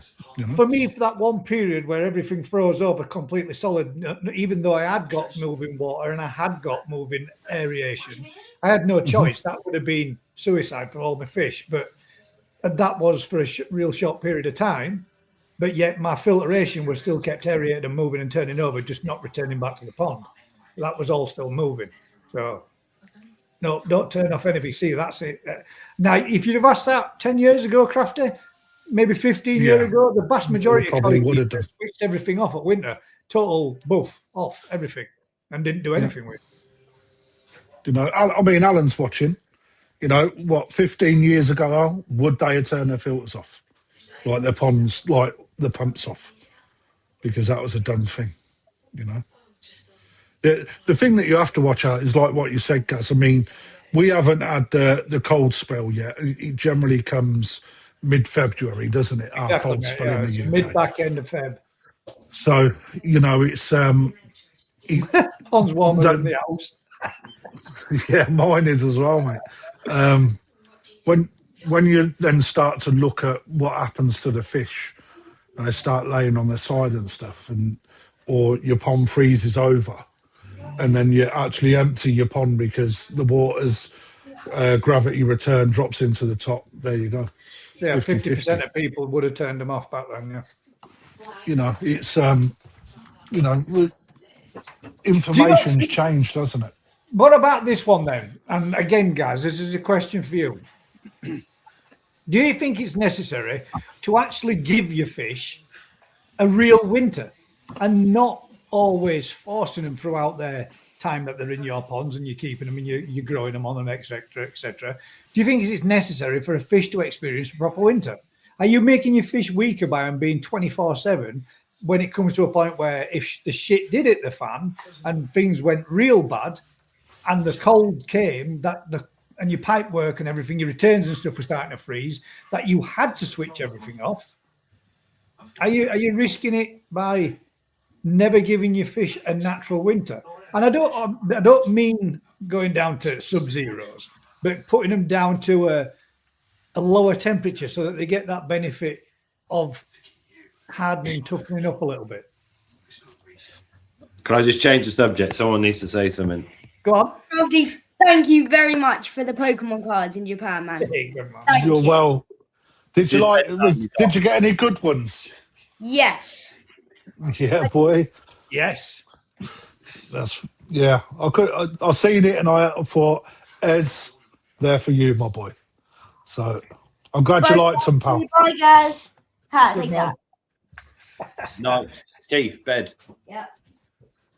Sorry. You had to come on. Oh, he didn't have to come on. Well, no, he didn't have to come on, but he needed to say thank you. So, yeah. I bet his eyes are like that when he's seen like a stack of cards like that, wasn't it? Little Japanese, but they're what they are. I mean, I think it's nice that though, mate, that he has got the respect to come on and say thank you. There's a lot of people. Yeah, so do I. Good. It's cost me 20 quid to get. No, I didn't really. I think it's good when kids are brought up with that type of manners, mate. I think it bodes them well for life in the future. Back to the question then. Do you think it's necessary to give a koi a winter? At Absolutely some not. point? Absolutely not. No, you don't. No. Well then, reasons as to why? They're from subtropical environments where they generally live. So Nagata and wherever the koi are created. Pretty fucking cold in Nagata right now, mate. It's not really Exactly. subtropical That's not where there. they're from, though, is 60 it? foot of snow. That's not where they're from, is it? Naturally. That's where they all come from when we import them. No, but that's not where they're from. That's not where carp are from. So, yeah, they don't. At 24 degrees, they are pretty much bomb-proof. They don't have health problems. They are so much happier at warmer temperatures. That my biggest bane in my life is cold water. It's the biggest issues you're Says having. the man with a koi farm in the UK with nothing but freezing cold water, and the majority of his fish that are out there and stocked out there are in freezing cold water. Yeah, and you can acclimatise them to it, and they can become more suited to the environment you're going to be selling them to or be in. But if I had a choice, you would heat every lake, pond, keep and all my fish at 20 to 24 degrees pretty much consistently because But they're what- so much happier. Okay, but what about a cooling phase then, rather than yeah, that's winter, what I don't. right? I'm So not being, we're that's what not I'm saying. dropping it down We're to not dropping 4 them from degrees. 24 degrees down to 2-3 degrees. But do you think they should come down and have a cooling to to a degree. To a degree, to a degree. Yeah, maybe, but dropping down to 18 degrees or whatever. Carp are from the river systems of Asia, where the water temperature is consistently 15 to 25 degrees. Wow, that's Right. there. Hang about then. Whoa. Before you go any further. Whoa, Whoa. I need to break this down because we've selected them and we've changed them and we've manipulated them because I've said this so many times, carp are just like carp, and everybody goes, yeah, but they're not, are they? Right. No, So they're I'm going to not. throw one of yours back at you now, right? We've selected them, we've picked them, we've graded them, we've done all the rest of it. So they're nothing like their ancestors gone by No, however many years ago. They're So not. they're not used to subtropical temperatures. So that was bullshit. no, but they're now even more used to subtropical temperatures because most of the farms where they're But produced, most of them come from Japan. The vast majority of koi come from Japan. And they're not kept subtropical. at a decent temperature, aren't they? Yeah, outside in mud ponds at like 2 degrees, covered in 16 foot of snow. Where are the fish in Japan covered in snow and 2-degree mud ponds? You show What, me what do you think? How many million fish come out of Japan a year? millions, and all the good ones go in the greenhouses. Yeah, but all those other 65 million are out there in. No, they're not. Where are they then? Because they've got that there's many out fucking into the fields. greenhouses. There is no The fish. average koi house over there, or breeder, might have 24 ponds within 2 or 3 koi houses. And some of them are bigger, I know that. So where do they put all those fish when they've got 75,000 of them? Because they ain't all going indoors, are they? Well, they ain't outdoors. Well, where are they then?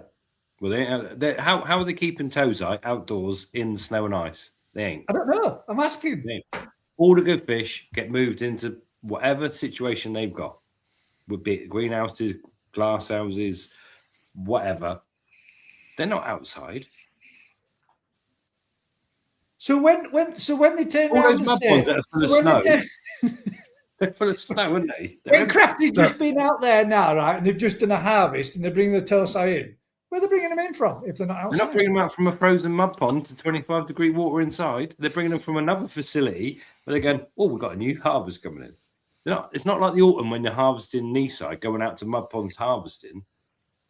They're moving fish about from facility to facility for sales. See, and I've moving. been out there and I've seen them outside, mate. How about that one? What, the tozai? Yeah, well, fish. Yeah, lots of Frozen them. mud ponds.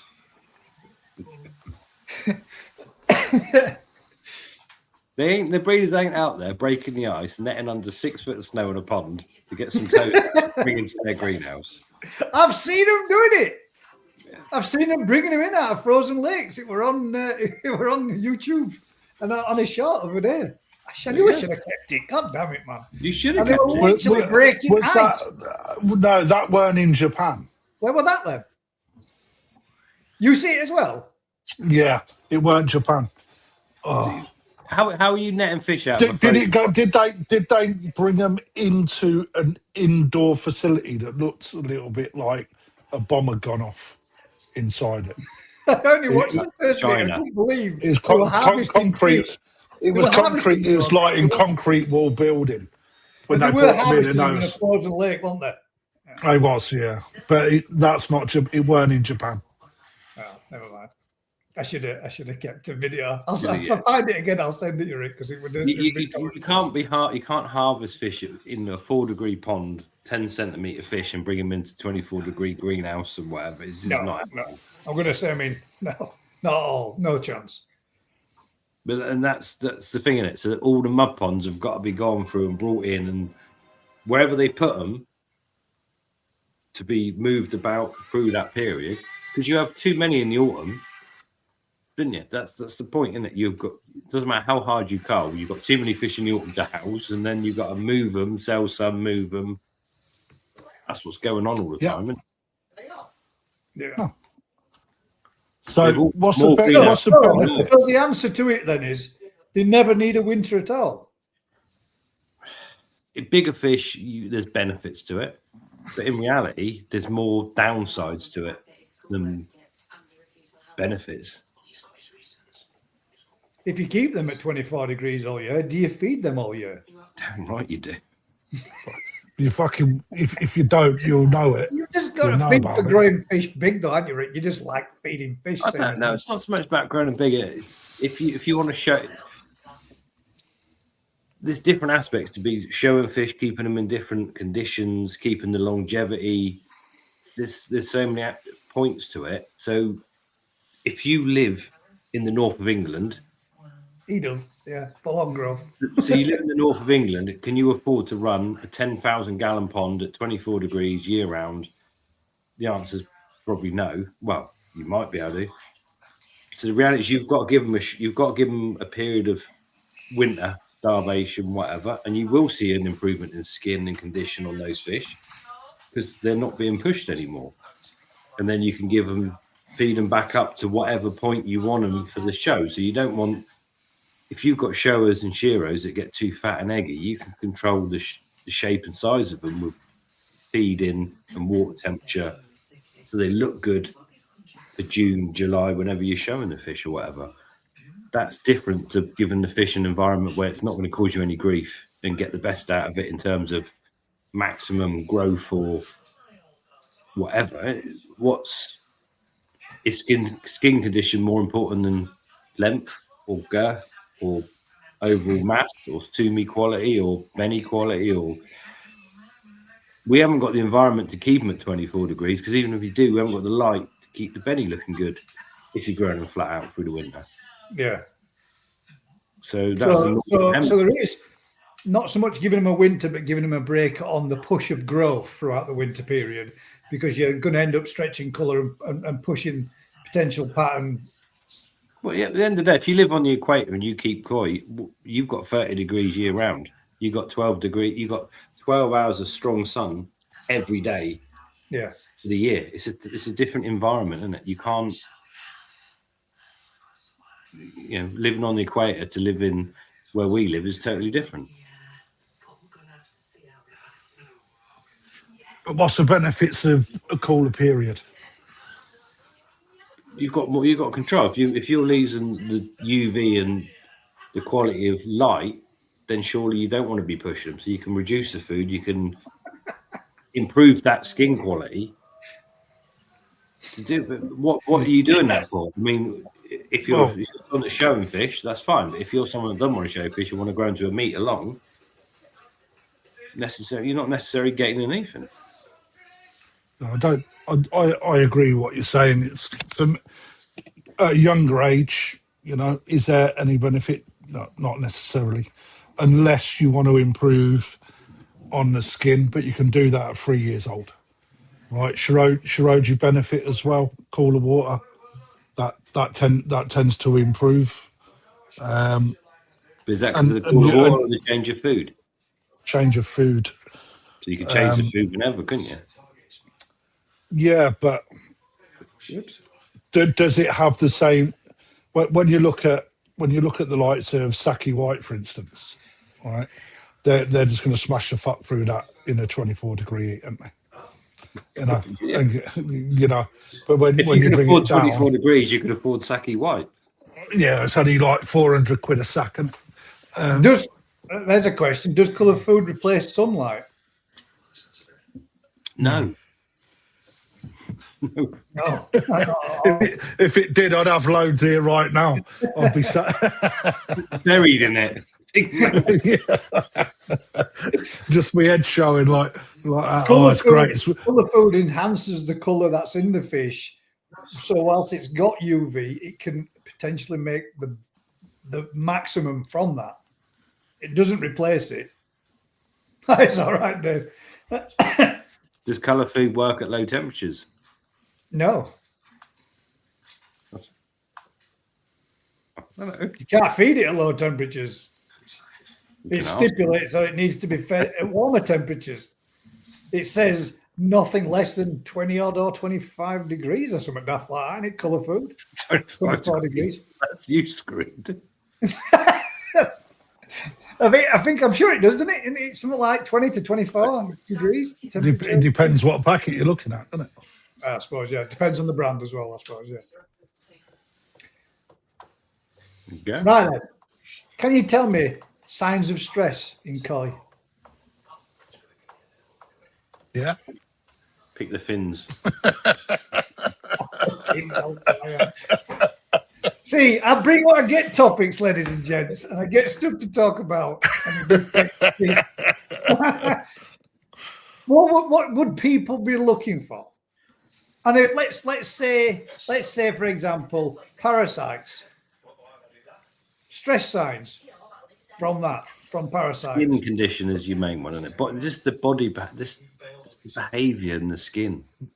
But the first thing is behaviour, isn't new it? to koi keeping, and they'll be wondering what they need to be looking at or what they're looking for, and they might see that they've got that kahako out there that's occasionally sitting there, and it keeps twitching its peck and then folding it in, twitching its peck and folding it in, and not have any idea what that is or why it's doing it. So that's why I'm asking, because the signs that are out there, people don't just come on here week in, week out that know exactly what they're doing. There's people that watch that are new to keeping it and might not have experienced that and might find that's the first thing they're going to see coming out of spring and into summer this season. There's reasons. Right, so I'm gonna, before I think we get into that bit, I think first things first, in order to understand if there's that big pile of food, aren't you? You think of the behaviour of your koi first, right? More often than not, it will separate itself away from the pack or the shoal. I think that's a good way of Generally sit clamped and unhappy, and then until you disturb it, and then it will then go back into survivability mode and make itself look back to the shoal, so to speak. As if to say there's nothing wrong with me, which is a survivability thing, isn't it? But that's the first sign when it's clamped up, sat in a corner, sulking. That's the first sign that something's not good in the pond. Is it the first sign, Rick? Mate, I don't know. I'll wait for it coming in. I mean, it's not, but it's the most general thing, and it's the first thing for new koi keepers that will start to see the behaviour of their koi. That is one of the first signs that you're going to see that koi is not good. The same thing we look for, honestly. You go to a pond, you put food in, you want to see the reaction of the fish. So, the question one or two that don't come over, you're like, hang on, you watch them. You don't worry about the group that come to feed. You're watching the other two, going, are you stupid? That's right. Or are you so not? Then that would lead you into the next little bit: when to treat versus when to wait. Good one. As you're saying there, you might see a fish that's acting like that. All right, so then you look at the behaviours, don't you? Go on, Rick. You take it out. At the end of the day, if you've got any issues like that, if you can, you take it out and do a skin scrape and whatever on the fish that doesn't look particularly well, not on the general fish that looks happy as Larry, because you need to be looking at the fish that isn't so well, or showing signs of a problem, or it's got heavy mucus or whatever it is. So start looking. Grey skin, raised scales, reddening in the fins, raggedy looking fins as well. All signs that there's problems in the pond. Could that also be from problems of similar from overstocking? Yeah, of course it is. But I think if you look at a majority of the garden ponds out there, guys, it's a little bit different in people's ponds what it is versus like in the shop. But I'm saying there are also people that are watching that have got fish in grow on, and they got big numbers in there, and they're trying to push them to the limits, push them to the max. I mean, it is, but guys, then when you couple that with a problem, all right, you're gonna see like split pecks, but not in a way that in between They're every raggedy, ray like is all like ripped up, deteriorated. Right? Absolutely, it's you answer common sense. If they're hanging in the water, for example, nose down, head up, whatever, nose down, head up, or they're taking food and spitting food. It's all signs of incorrect behaviour. Your fish should always associate you with food. If you've got enough fish in your pond, they'll come to you because they want the food. They should eat it, not spit it. You know, if they don't, then take it out. And take it out. Give it a scrape. Sorry, Croft. I weren't going to say no until he laughed, man. God damn. What? I've been at school again. They should always swallow and not spit. Take it back out. Right, you're such a My child. God. You know, let's look at it from a beginner's perspective. That's the sort of thing that you're looking for in the behaviour of your koi, right? You know, everyone says, like what you do, is that they come to you, they associate you with food, right? So they're pigs, aren't they? And if they're not doing that, then there's something wrong. You know, I think a lot of them lies in people who've got low stock ponds and they got maybe plants or pots and cover areas. Yeah, in the pond. I saw a And real you've got document in your fish that group. will go and hide and do stuff, and it's just absolutely. that's not necessarily stressed. It can be, but it might just be That's natural behaviour, isn't it? nervous, isn't they? Yeah, it's fight to flight, and that's flight in it kind of thing, hiding and shutting off, getting away. That change of environment, especially when you're buying fish from a dealers. They've come from generally Japan, where they're wrapped in for the winter. They're used to people. They are. They fight. No, you're so right, mate. There's fucking. You can walk on them. Yeah. And they're used to that environment. Suddenly they go to someone's garden pond. They're like, "Fuck it, holy shit! There's pots to hide in. Yeah. There's food around There's here." 50,000 of us missing. I'm here on my own. Yeah, and that's a totally different environment. And they're used to heavy stock density, and they do like whatever people said. They like the heavy stock density. They feel safe. Yeah. Well, they're always thinking they're going to get me mate, not me, aren't they? In that sense. That's the shoaling sense, isn't it? That's what it is. If you're the fittest and in the middle, likelihood is it's Dave on outside going to get picked off. Just keep swimming. You imagine the numbers of fish that the average holding pond in Japan's probably got 5,000 fish in it in 10-ton pond.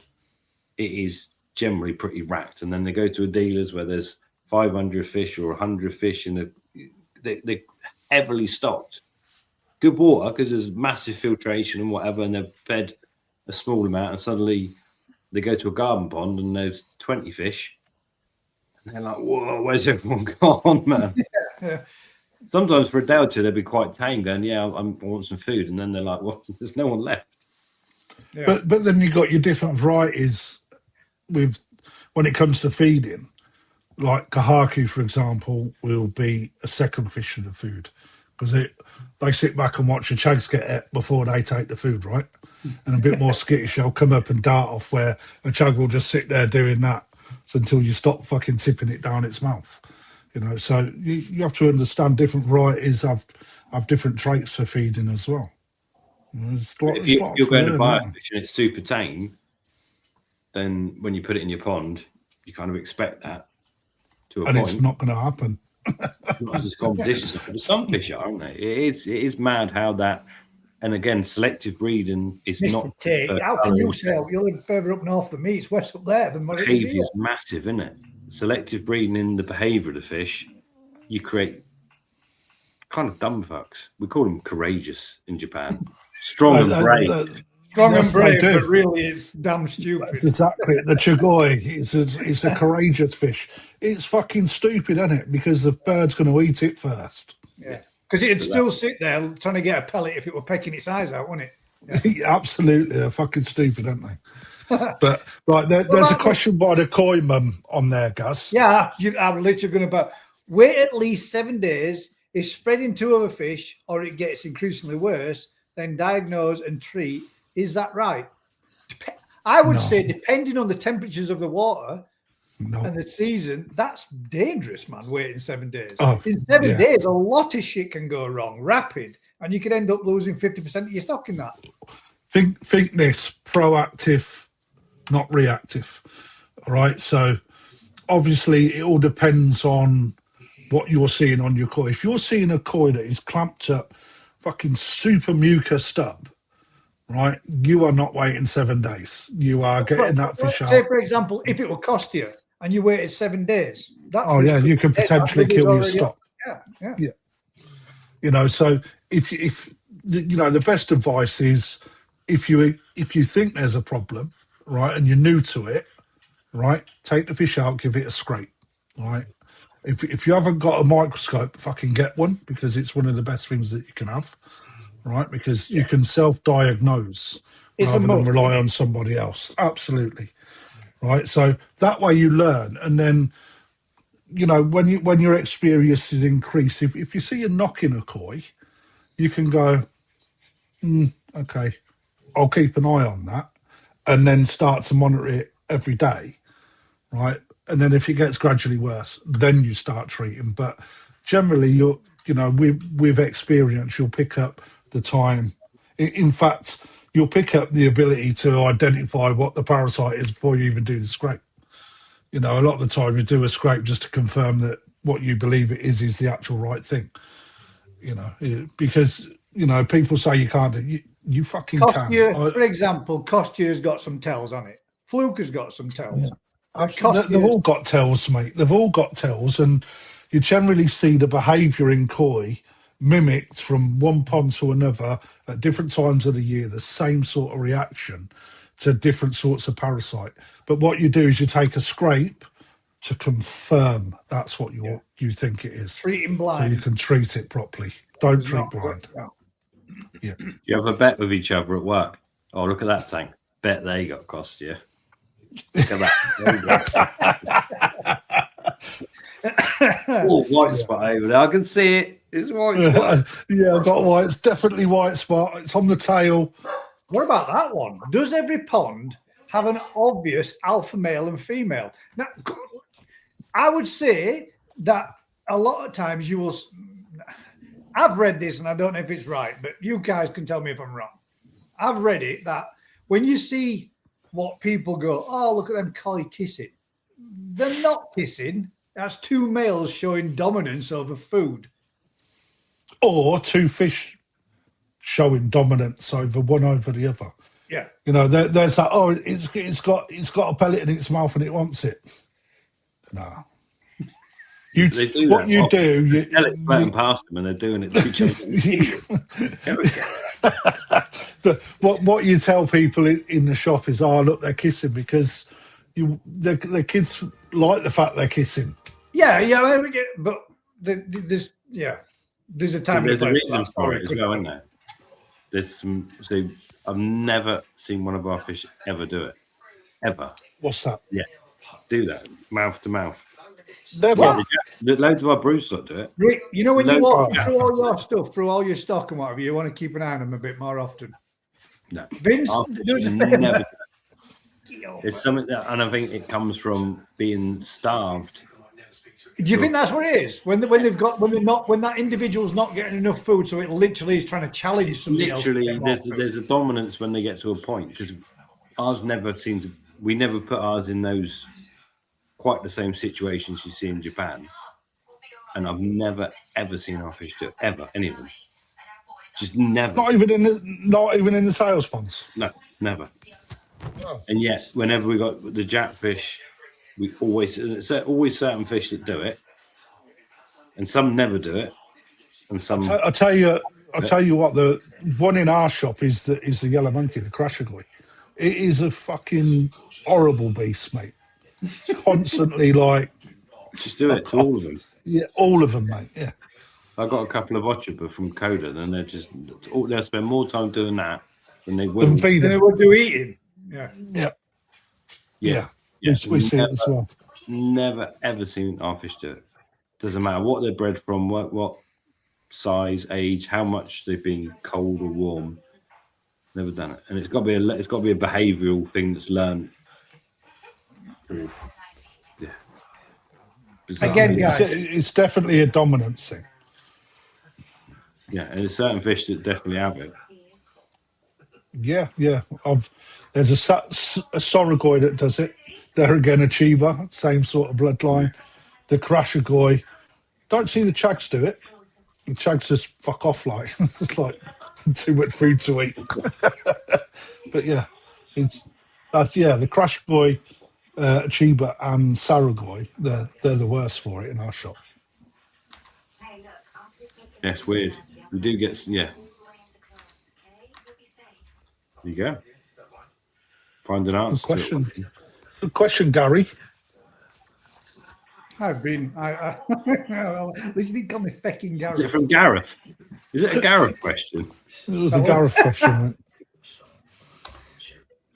Again, for you there, guys, a question that's going to be giving you a little bit of participation. Yes or no answer. Are any of you thinking of upgrading your filter systems to perhaps a drum, as we've all seen how well they perform? And I would say prices slowly creeping down, but not massively. But are any of you thinking of doing any filter upgrades? And a drum is only an example. If you are thinking of going with a I thought you set up a drum business. Right. Ask Dave Thompson about the drum. I see. Yeah, there's a few people that Alan Tate says no if I win one. No. I just wondered if, as things are progressing and all these new filter systems come out there and improvements are made, do you see in the future that everybody that's got a basic filter system now, in years to come, will have a drum running, and the next new filter system will be out for all those that had the drums back then, and now they're spending 16 grand on this new filter system? Do you think they can keep progressing and increasing and making them better and better and better? I think you get a robot. That's a question for you, Tim. There's a robot that cleans your sponges for you. That'll be the new drum. Roy says, Gaz just got an Oasis drum today. Got one? Mr. Tate says no. No twice. So no, he's never having a drum. See, I don't. Although they are really good, you hear a lot of people, and the reason why I'm saying it is a lot. I will touch on this topic as well. See what everybody thinks about it. There's a lot of times you find a lot of people got to do. They clean for so long, they do so well, and then all of a sudden you've got shit absolutely everywhere. Shoots are all blocked up. Drum needs to be given a massive, great big service, and you've got problems with your mesh that's all clogged up, biofilms on it and everything. They aren't as low maintenance as what they seem, are they? No, they're definitely not as. They're not maintenance free as they were sold as. I think if you've got half a technology brain on you and you got an hour a fortnight, they're pretty much faultless, aren't they? Yeah, I think they're not up there for me per se for a garden pond. But it all depends on your lifestyle and what you want out of the hobby.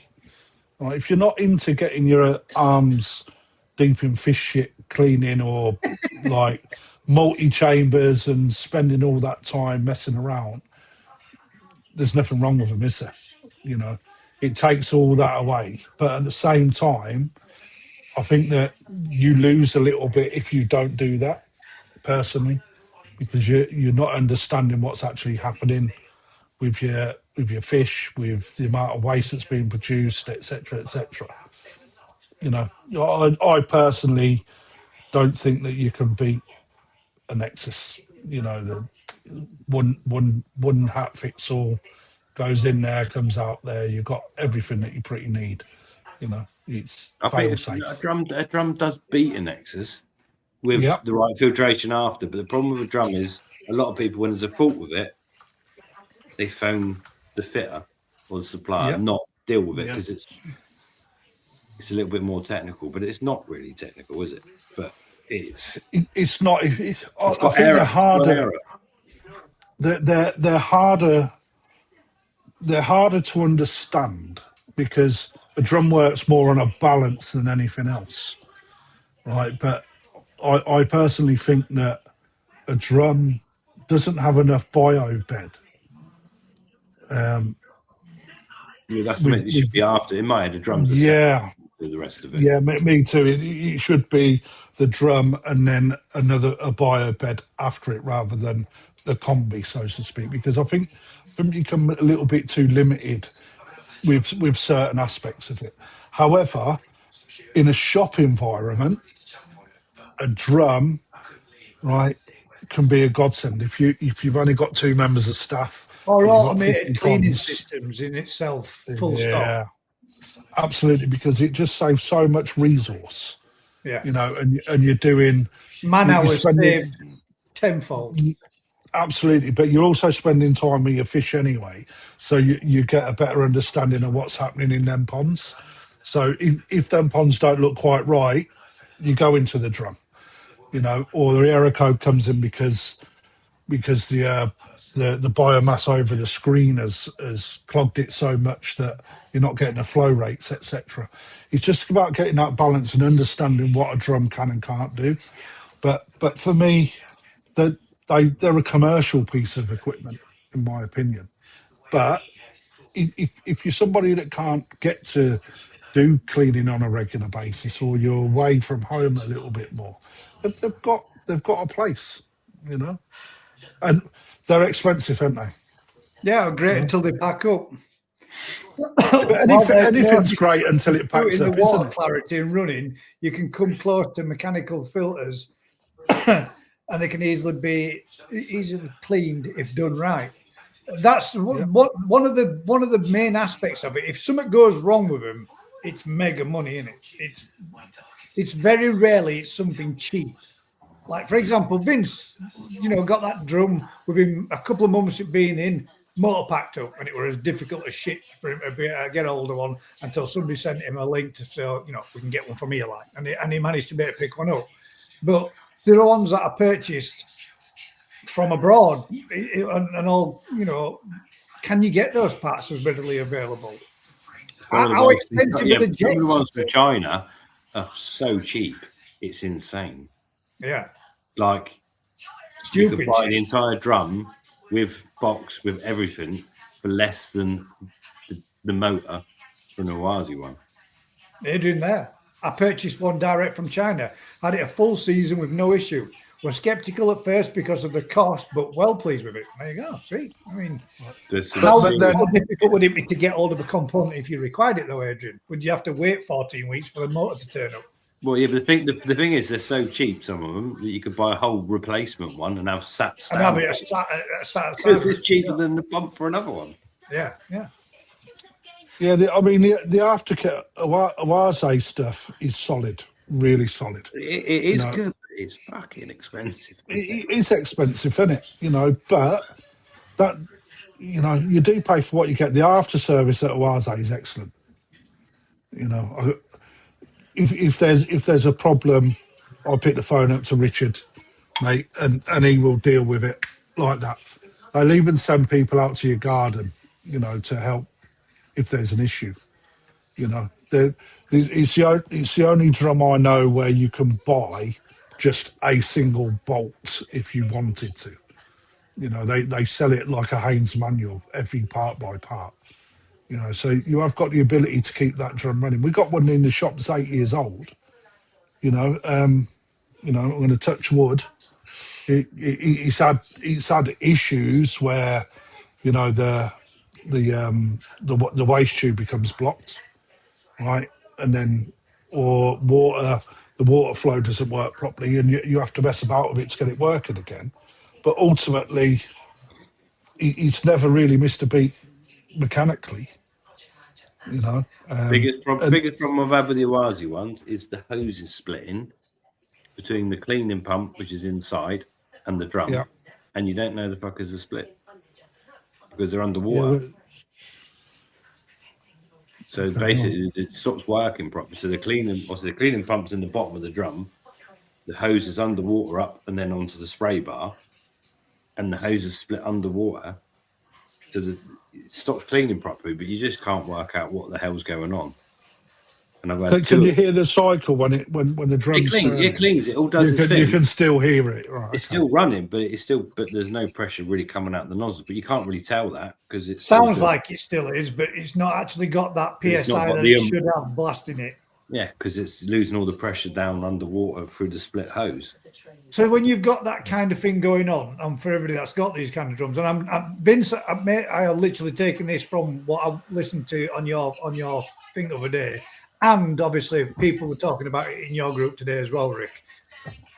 The cleaning of your mesh a lot of people were asking, or somebody were asking, what's the best thing, best product? And a lot of people turn around and say brick acid. But my experience of brick acid, when put on metalwork, man, it's corrosive as shit and can cause some serious amount of damage. And I would personally think that brick acid wouldn't be your best choice of product to be using to clean that type of fine graded mesh. There's Oase, Superfish, etc. They all sell a drum cleaning, a drum screen cleaning solution Agent. that is all fish safe.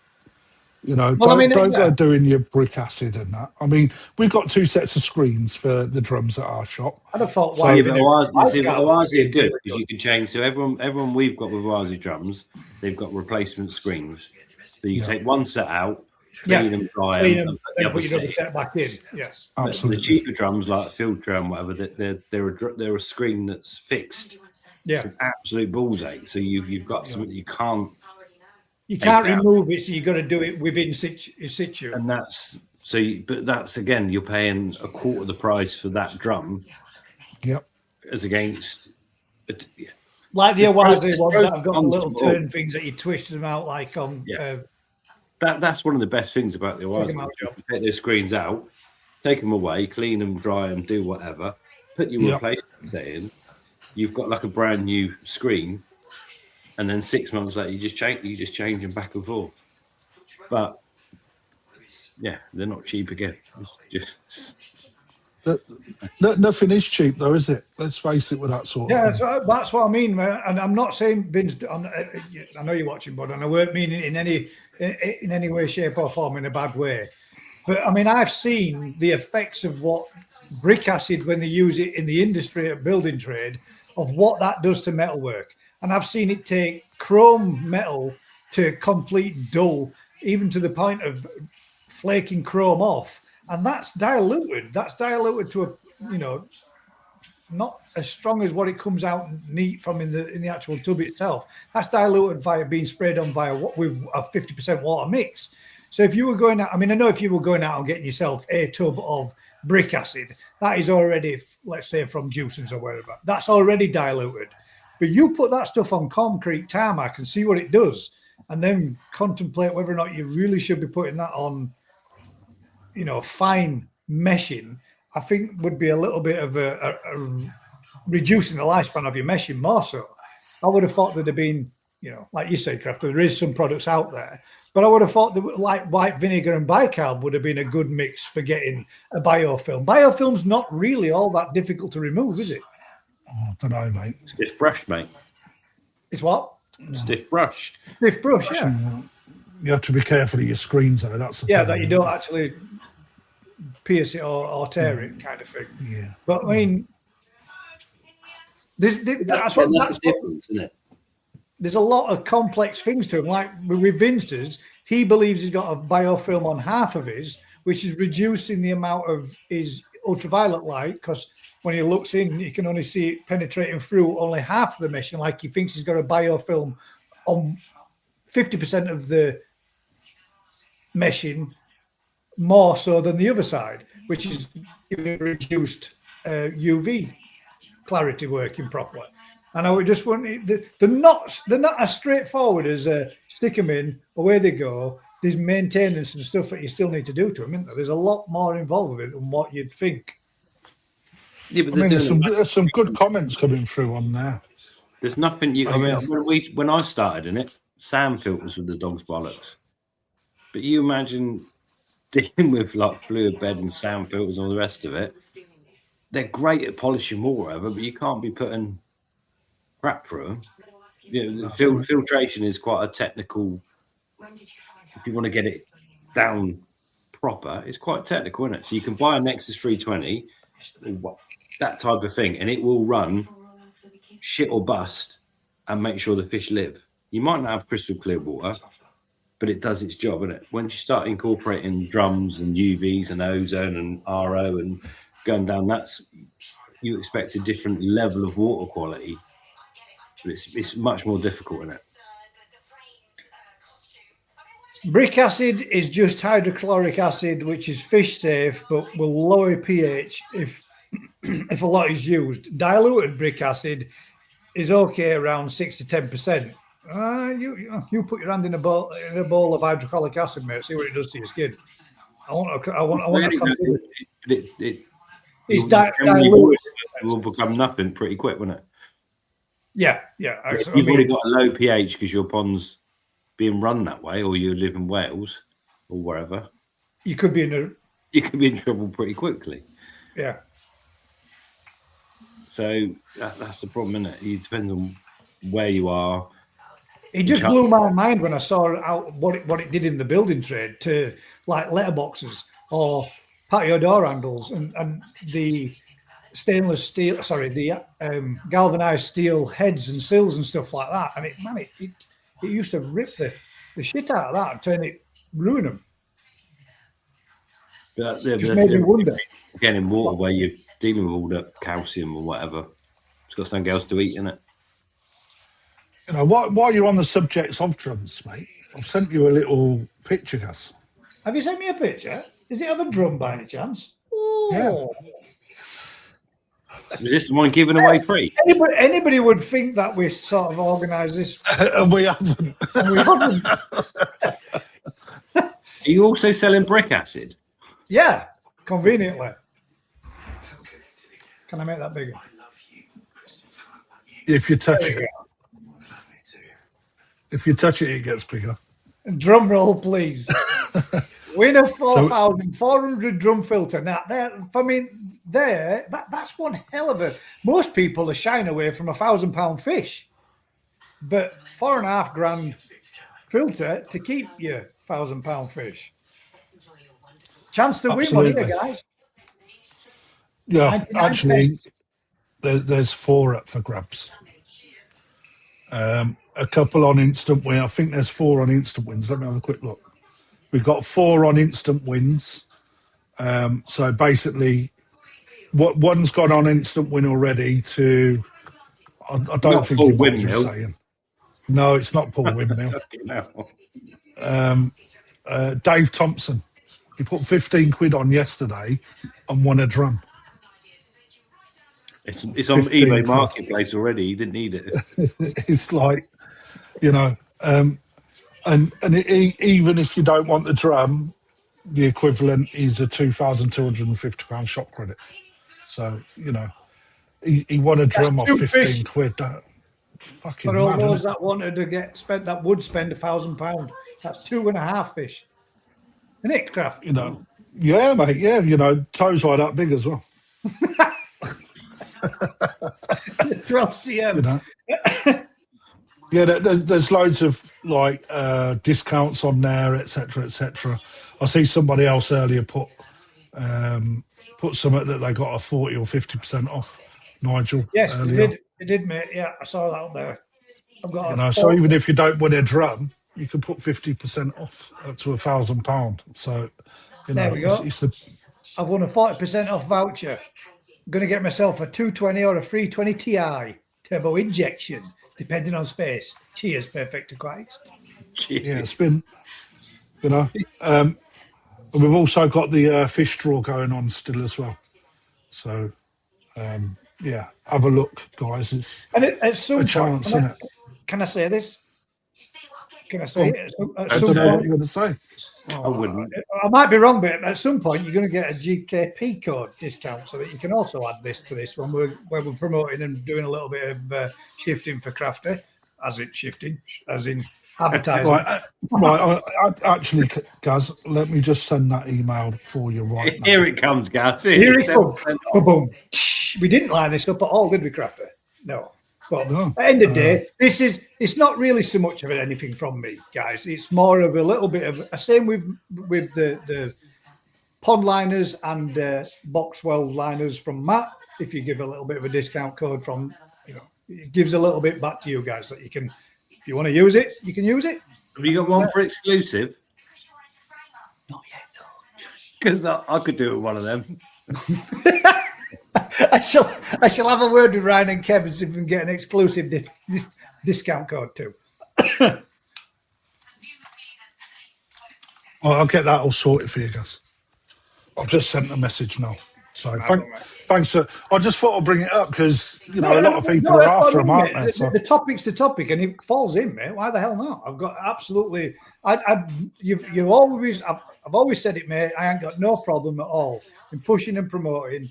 And obviously, if anybody that is watching and you're looking in the comments, you're going to see all these other YouTubers' names. Hit the channels up, guys. Share them a bit of love. Give them a bit of a hype, and give them a bit of a thumbs up, and check out the channels, because there are lots of people that come here, watch week in, week out, that are also YouTubers as well. And it's all about being out there for a community and sharing it all. So, Right, Gaz, what's your email address? I don't know. GKP Live. yes, you got me now, haven't you? One sec, mate, I'll tell you. I shall tell you if I can remember it.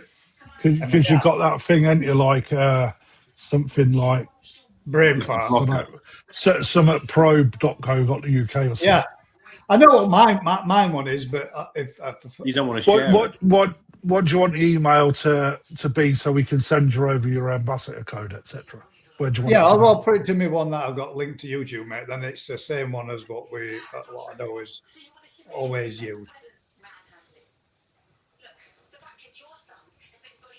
Ambassador code. That sounds a ambassador code. Yeah, be an ambassador. Do you have barons as well? Baronesses. I'll be a baronet. Oh God! One sec, crap. I'll put your ambassador code as GKP. Yeah. Yeah. All capitals. What GKP? No, it's for his ambassador code. It will be. Grr. Yeah. I'm gonna say something. I'm not gonna. Why? Just say it. I'm not gonna say it. We're still live. I'm not going to say it.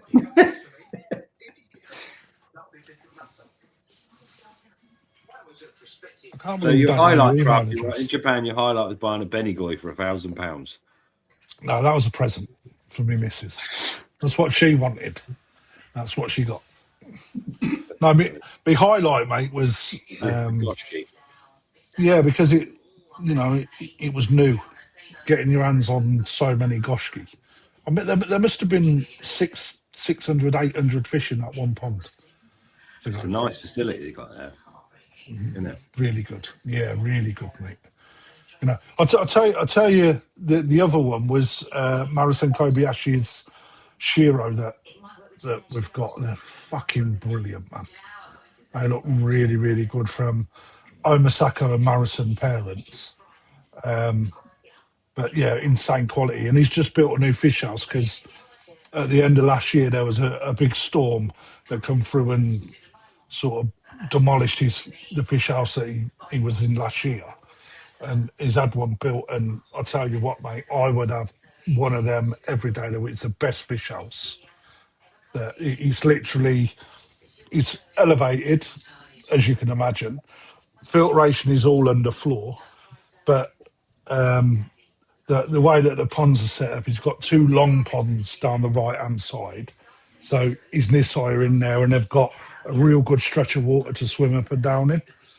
And then his Tozai ponds, got 3 Tozai ponds, I think, from memory, which is obviously where he does all his grading out. And then just on the entrance where you go up the stairs, there's a few smaller ponds that he's actually now storing his saltfish. So saltfish are actually coming out of the ponds where he was still feeding Tozai. So they were still getting some sort of food. So when they turned up, they was a little bit ropey. Well, now that's going to stop because they're in a totally starved pond. And then he's got a couple of holding ponds at the back of the fish house where he's keeping his parent fish and that as well. So, fucking beautiful fish house. And when we asked how much that facility cost, just, mate, you couldn't buy a house with how much it cost. It was so cheap in comparison, like 150 grand. Kobayashi, Marison Kobayashi. What happened to his other one, his original one then? Did it go down with all the snow? Yeah, there's a big storm. It literally just caved the roof in. Yeah. So, mate, So what's mate, he done I then? just, Built a new facility and is he restoring that one again? Or is he just he's starting demolishing that, and he's going to demolish that, and he's actually building one that's about twice the size of the facility that he's just built. So, Sweet, that's a big improvement. Aragoki goes a long way, doesn't it? Yeah. oh, mate, the price of his Aragoka this year was fucking insane. Pulled up a Nisai. He wanted 1.2 million yen. Like, Cheaper you know, it's like, you know, last year that was nowhere near that price. But that's just how popular. Give the man a break. But that's what I said. But ultimately, it's like his fish have become, like the Aragoki have become in that demand that the prices have increased. You know. Have you That's seen the way it Johnson's goes. comment there? The pigeon fancy was chatting up, flattering Rick last night. I don't think he realises he's Ryan's brother and you work there, guys. I don't work for Rick. The two entities, totally separate, totally different, but they're within the same area, same premises. Well, yeah. Chinese love dragons. Right then, that's pretty much not exhausted all of them, but a good. Good evening, mate. I've just seen that one there. You just got in, bud. You just packed up. Anybody else got any other topics or any other questions or anything they'd like to you two have and after a chatter about? Somebody asked about how they can go about inquiring about a koi that they've seen on Facebook. Send me a message through Facebook or via YouTube, whatever. My preference is through Facebook or WhatsApp if you've got it, and we'll do a little conversation from there. Sexy business. So what's happened to NND? They sold the farm? I didn't go down there, mate. I believe an American's got hold of some of it, but I didn't really ask too many questions about it. I wanted to get to their Sankey, but it was off limits. So They do some nice Sankey, don't they? I do, but they're quite pricey, really. Come on, bit dirty gossip. Americans bought half of them out, from what I can understand, but they're still keeping the. There's only three of them. 1.5 of them. No, I'm on about the fish houses. Bought half of that out, but they've still kept a couple. I don't know whereabouts in that transaction period they are, whether it's gone through or not. But yeah, they're definitely downscaling. And how do you think that would? How do you think that'll affect the likes of NND, the bit that they do and everything, the brand name that they've got out there? If you look at them, mate, NND in the UK are not a huge breeder. They're not really well known. They don't seem to move the numbers in the UK. In America, massive. Just NND America, done. And it done. Reinvent the brand for them. NNDA, NND USA. NND USA DKYP.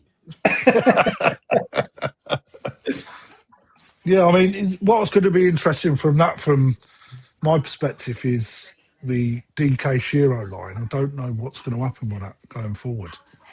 You know, because I think they've just got that to a point where some of their smaller fish now are really starting to really make a bit of a dent into the show scene out in Japan. You know, it's what they am, third or fourth generation now. So, you know, they've pretty much got it where it should be, I think. So I don't know what's going to happen with that going forward, though. Who knows? You know, I think time will tell. Question there from the Koi Mum, Gus. What shows are people attending this year? I don't know. Rick, what shows are you doing any shows this year? Like as a No. not as a dealer. Are you doing the national this year? An Attendee. Are you allowed to go to any? Because you always break shit when you turn up. I've got to go under the new name to the hotel. I don't know, mate. Honestly, if we can, the national. I can't get Glastonbury tickets again. Well, they're not on this year, actually. To be fair, I don't. Are they not? Don't think so. They have a break, don't they, every 3 or 4 years? Yeah, no, I'll go. Yeah, the national if I can go to. Whatever, that's a good crack, isn't it? Absolutely. Yeah, we'll go to the new leadership. Yeah. Hopefully, we'll get some more info on that soon. Ian, Mal. We've got to call it, innit? Ian and Matt. How do you call it? What shows Ian are you and Matt. working this year, Kraft? No. Do you know yet? I know what I want to do is whether or not it materialises, but I'd like to be doing the national again this year. Great British? No, I won't be doing the Great British. I'll be doing, hopefully, if the northeast of England Koi Club will have me back, I'll be doing the North of England Koi show. And the one in Detton at the end of the year as well. So the All England Koi show. So I'm only going to do 3. It's like it's just too much. The Great British is too well. It's difficult, isn't it? Too well supported by dealers. So how do the dealers make enough money? Isn't it? It sort of turns me off a little bit. I mean, I think it's a great success as a show, you know, to have that much commercial support, and it's good for punters to turn up. But from a business perspective, we've done well when we done there a couple of years ago. We done well, but you know, for me, there's like 15, 16 wet dealers there. It's like by the time they get to you, by the time they got to where my stand was, mate, people have already spent up, and it's a huge outlay for me as a business to justify going to that pitch when you're up against. I'd rather turn up as an attendee and enjoy the show, if I'm honest. Because when you're working it, you don't really get to see it. You don't, mate, do you? That's all. You don't get 5 minutes, do you? No. The reason for the question is just to see who's got the biggest pond out there. Who's got the biggest gallons pond? If it helps, do it in litres. But so far, we've got Rob, who's in the lead with 4,500 UK gals. I've seen his. You've seen it. What about his pond? Well, no, I've seen it on videos and show me all the pipes are and stuff. It's fucking well confusing. 3,500. We've got 2,600, 2,000, 2,020, 2,000. I think once you start going big, it's hard, isn't it? To maintain the water clarity, water quality. Oh, Andy did it and put it in litres. 18,000 litres.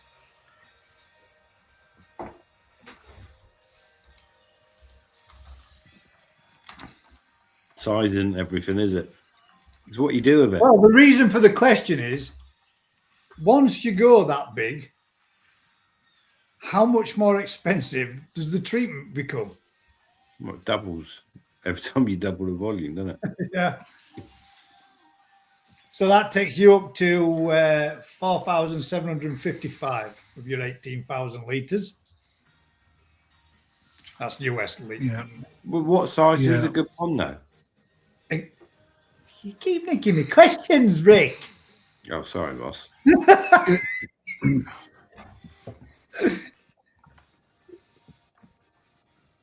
According to Gaz, 50G. Colin Hollands just texted me. He said that he's got a 5,000 gallon pond, but he's also got the biggest dick. He also is the biggest dick. Love you, Cole. 8,000 gal there's in a mass. That's double, near enough. Yeah, the reason for the question is And the reason for doing what I'm doing now, guys, is to give you a little bit more audience participation. But then again, where we can bring topics from that. How much more expensive is it to treat a pond of that size, 8,000 gallons? How much does it roughly cost you, mate, when you want to treat for, say, let's say, flukes? How much does it cost you in fluke treatment? Because I've seen some people that have built some massive ponds, huge ponds, and then unfortunately, you know that you hear on the grapevine direct from them at times that they've lost the job and lost the position, and you think, shit, man, that's not easy, is it? If now you've got $2.5 grand to spend on koi treatment, fluke treatment, there's no $2.5 grand on fluke treatment.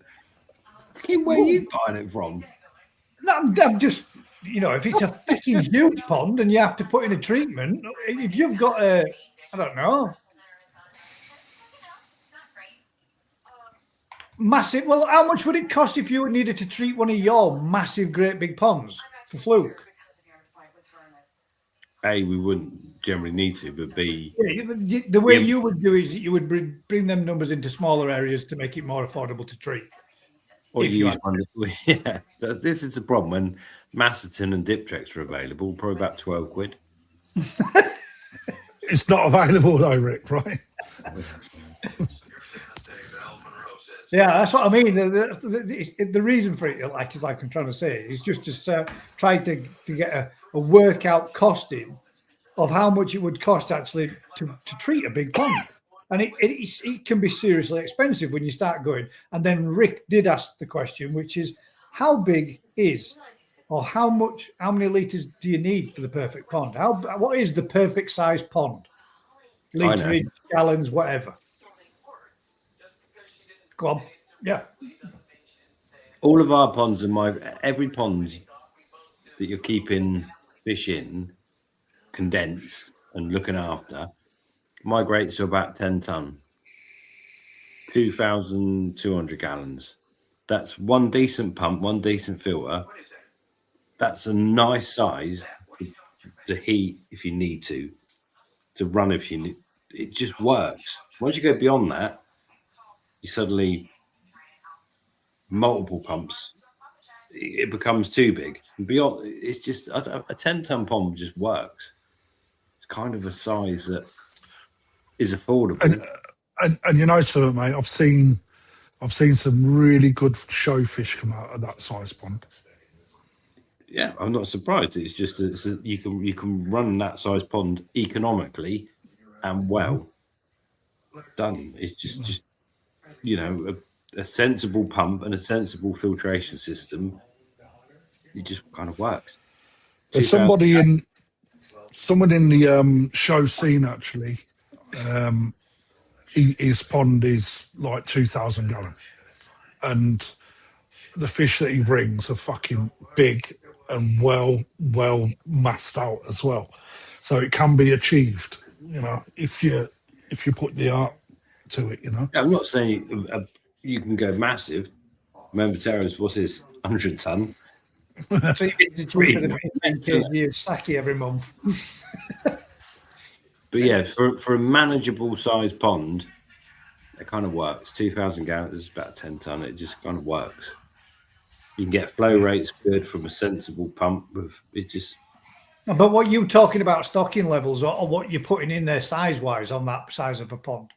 Depends what size it is. Is it working everything depending on numbers of amount that you're putting what in you there? want to achieve from, isn't it? Are you growing them, storing them? But it's an environment you can keep good quite easily. What you put in it is kind of what you're trying to achieve from it, isn't it? Yeah. There we go then. For all those that's wondering,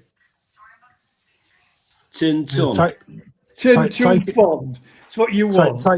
Take it into account. You know, if you're going for a bigger pond, 5,000 gallon. It's a big pond, right? But it's sort of a good. It's a good point for your treatment. So your bigger bottles tend to treat that amount of water. So, but then you need 2 treatments sometimes. So you have to double that up. So I'm so glad you just said that. 2 treatments sometimes. Right. Myth bust this for me, please. Myth bust it, Rick. Myth bust it, Kraft. Because I'm going to give you my opinion afterwards. When treating for fluke, it brings out costia. Only if it's already there. Right. Yes. Thank you. It can't create it out of thin air. Yes. Thank you. Ah, that's the one I wanted to hear. That's what I wanted to hear you say. Right. Yeah, For all they're- those out there that think that when you treat for fluke, you then get costia, I've got this one for you. Just a minute. Oh, mate, you, Bullshit statement of the week. there you go. We've done it. Didn't even butcher about it. Yeah, there you go. Bullshit statement of the week, guys, because it doesn't. You do not get costia because You know treat why? for your fluke. Because fluke's main diet is costia. So when you've got loads of costia in your fish, the flukes go, no. Kill the flukes. Like Pac-Man. But yeah, The you can't reason bring why you've someone got else fucking costia is because it was there before, but you focused on the fluke and you saw the fluke and you treated straight away. 9 times out of 10, you miss the costia because it's far smaller and far more difficult to find. So that's why when Crafty said a scope is needed, a microscope is needed, not only is it needed, but you really need to take a little bit more time in looking and focusing when you're trying to find your parasites, because you ain't going to find the costia in and amongst the mucus like you do when you see Okay, reverse it. What would you do if you found the costia and the fluke? You treat for the costia first, not the fluke. Would you? I would do, yeah, because the costia is a killer and a fluke's an irritant. Right, But in big numbers, it depends which is the mass. If you've got mass numbers of flukes and only 1 or 2 costia, then maybe the other way around. But Not treat them both together. Ooh, Ooh, danger zone well, crap. You're talking of territories now. you could, if you treat the way that we treat, then yes, you could, because most of us But would. what if you just use PP? Just saying. Yeah. So yeah, just saying, Mythbuster, you heard it here. You don't get costia because you treat for fluke. The costia was already there. It was already in your water column. It was already on your fish. You just missed it. Anyway, and on that bombshell, it's been a banger. I've enjoyed this week. Lots of random topics, lots of stuff. If anybody does want to add any topics and any stuff that you would like Rick to myth bust or Crafty to myth bust, or if I can myself, bang them in on the GKP koi community and stick it in the little bit where I type in if anybody's Check got my beer any out. topics to speak about. What the hell's that? I don't know what it's called. Zebra. Made Made of monkey piss. Made of monkey piss by the looks of it. Look at it. Oh, it's a beaver. Beaver piss. Beaver. Beaver brew. You know it's good when it's got a beaver on it. And on that note, ladies and gents, if you've been enjoying this kind of content, do us a huge favor. Like, share, subscribe. And until next time, guys, keep smiling and we'll catch you next week. Same time, same place. Good night. Cricket bats. Cricket bats. Good night. Zebras. Zoop, zoop. Beaver.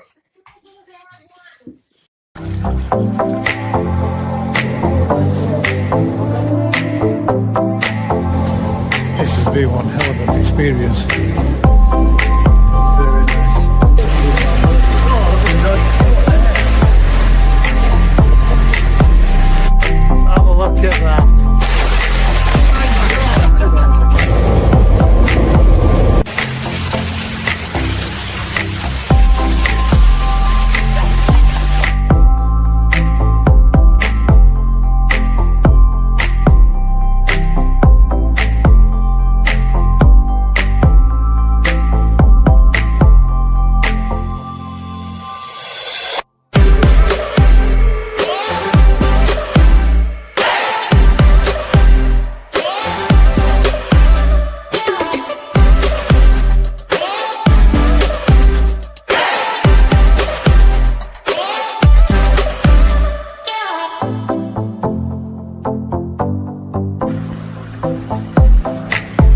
change in the garden. I made a little seated area.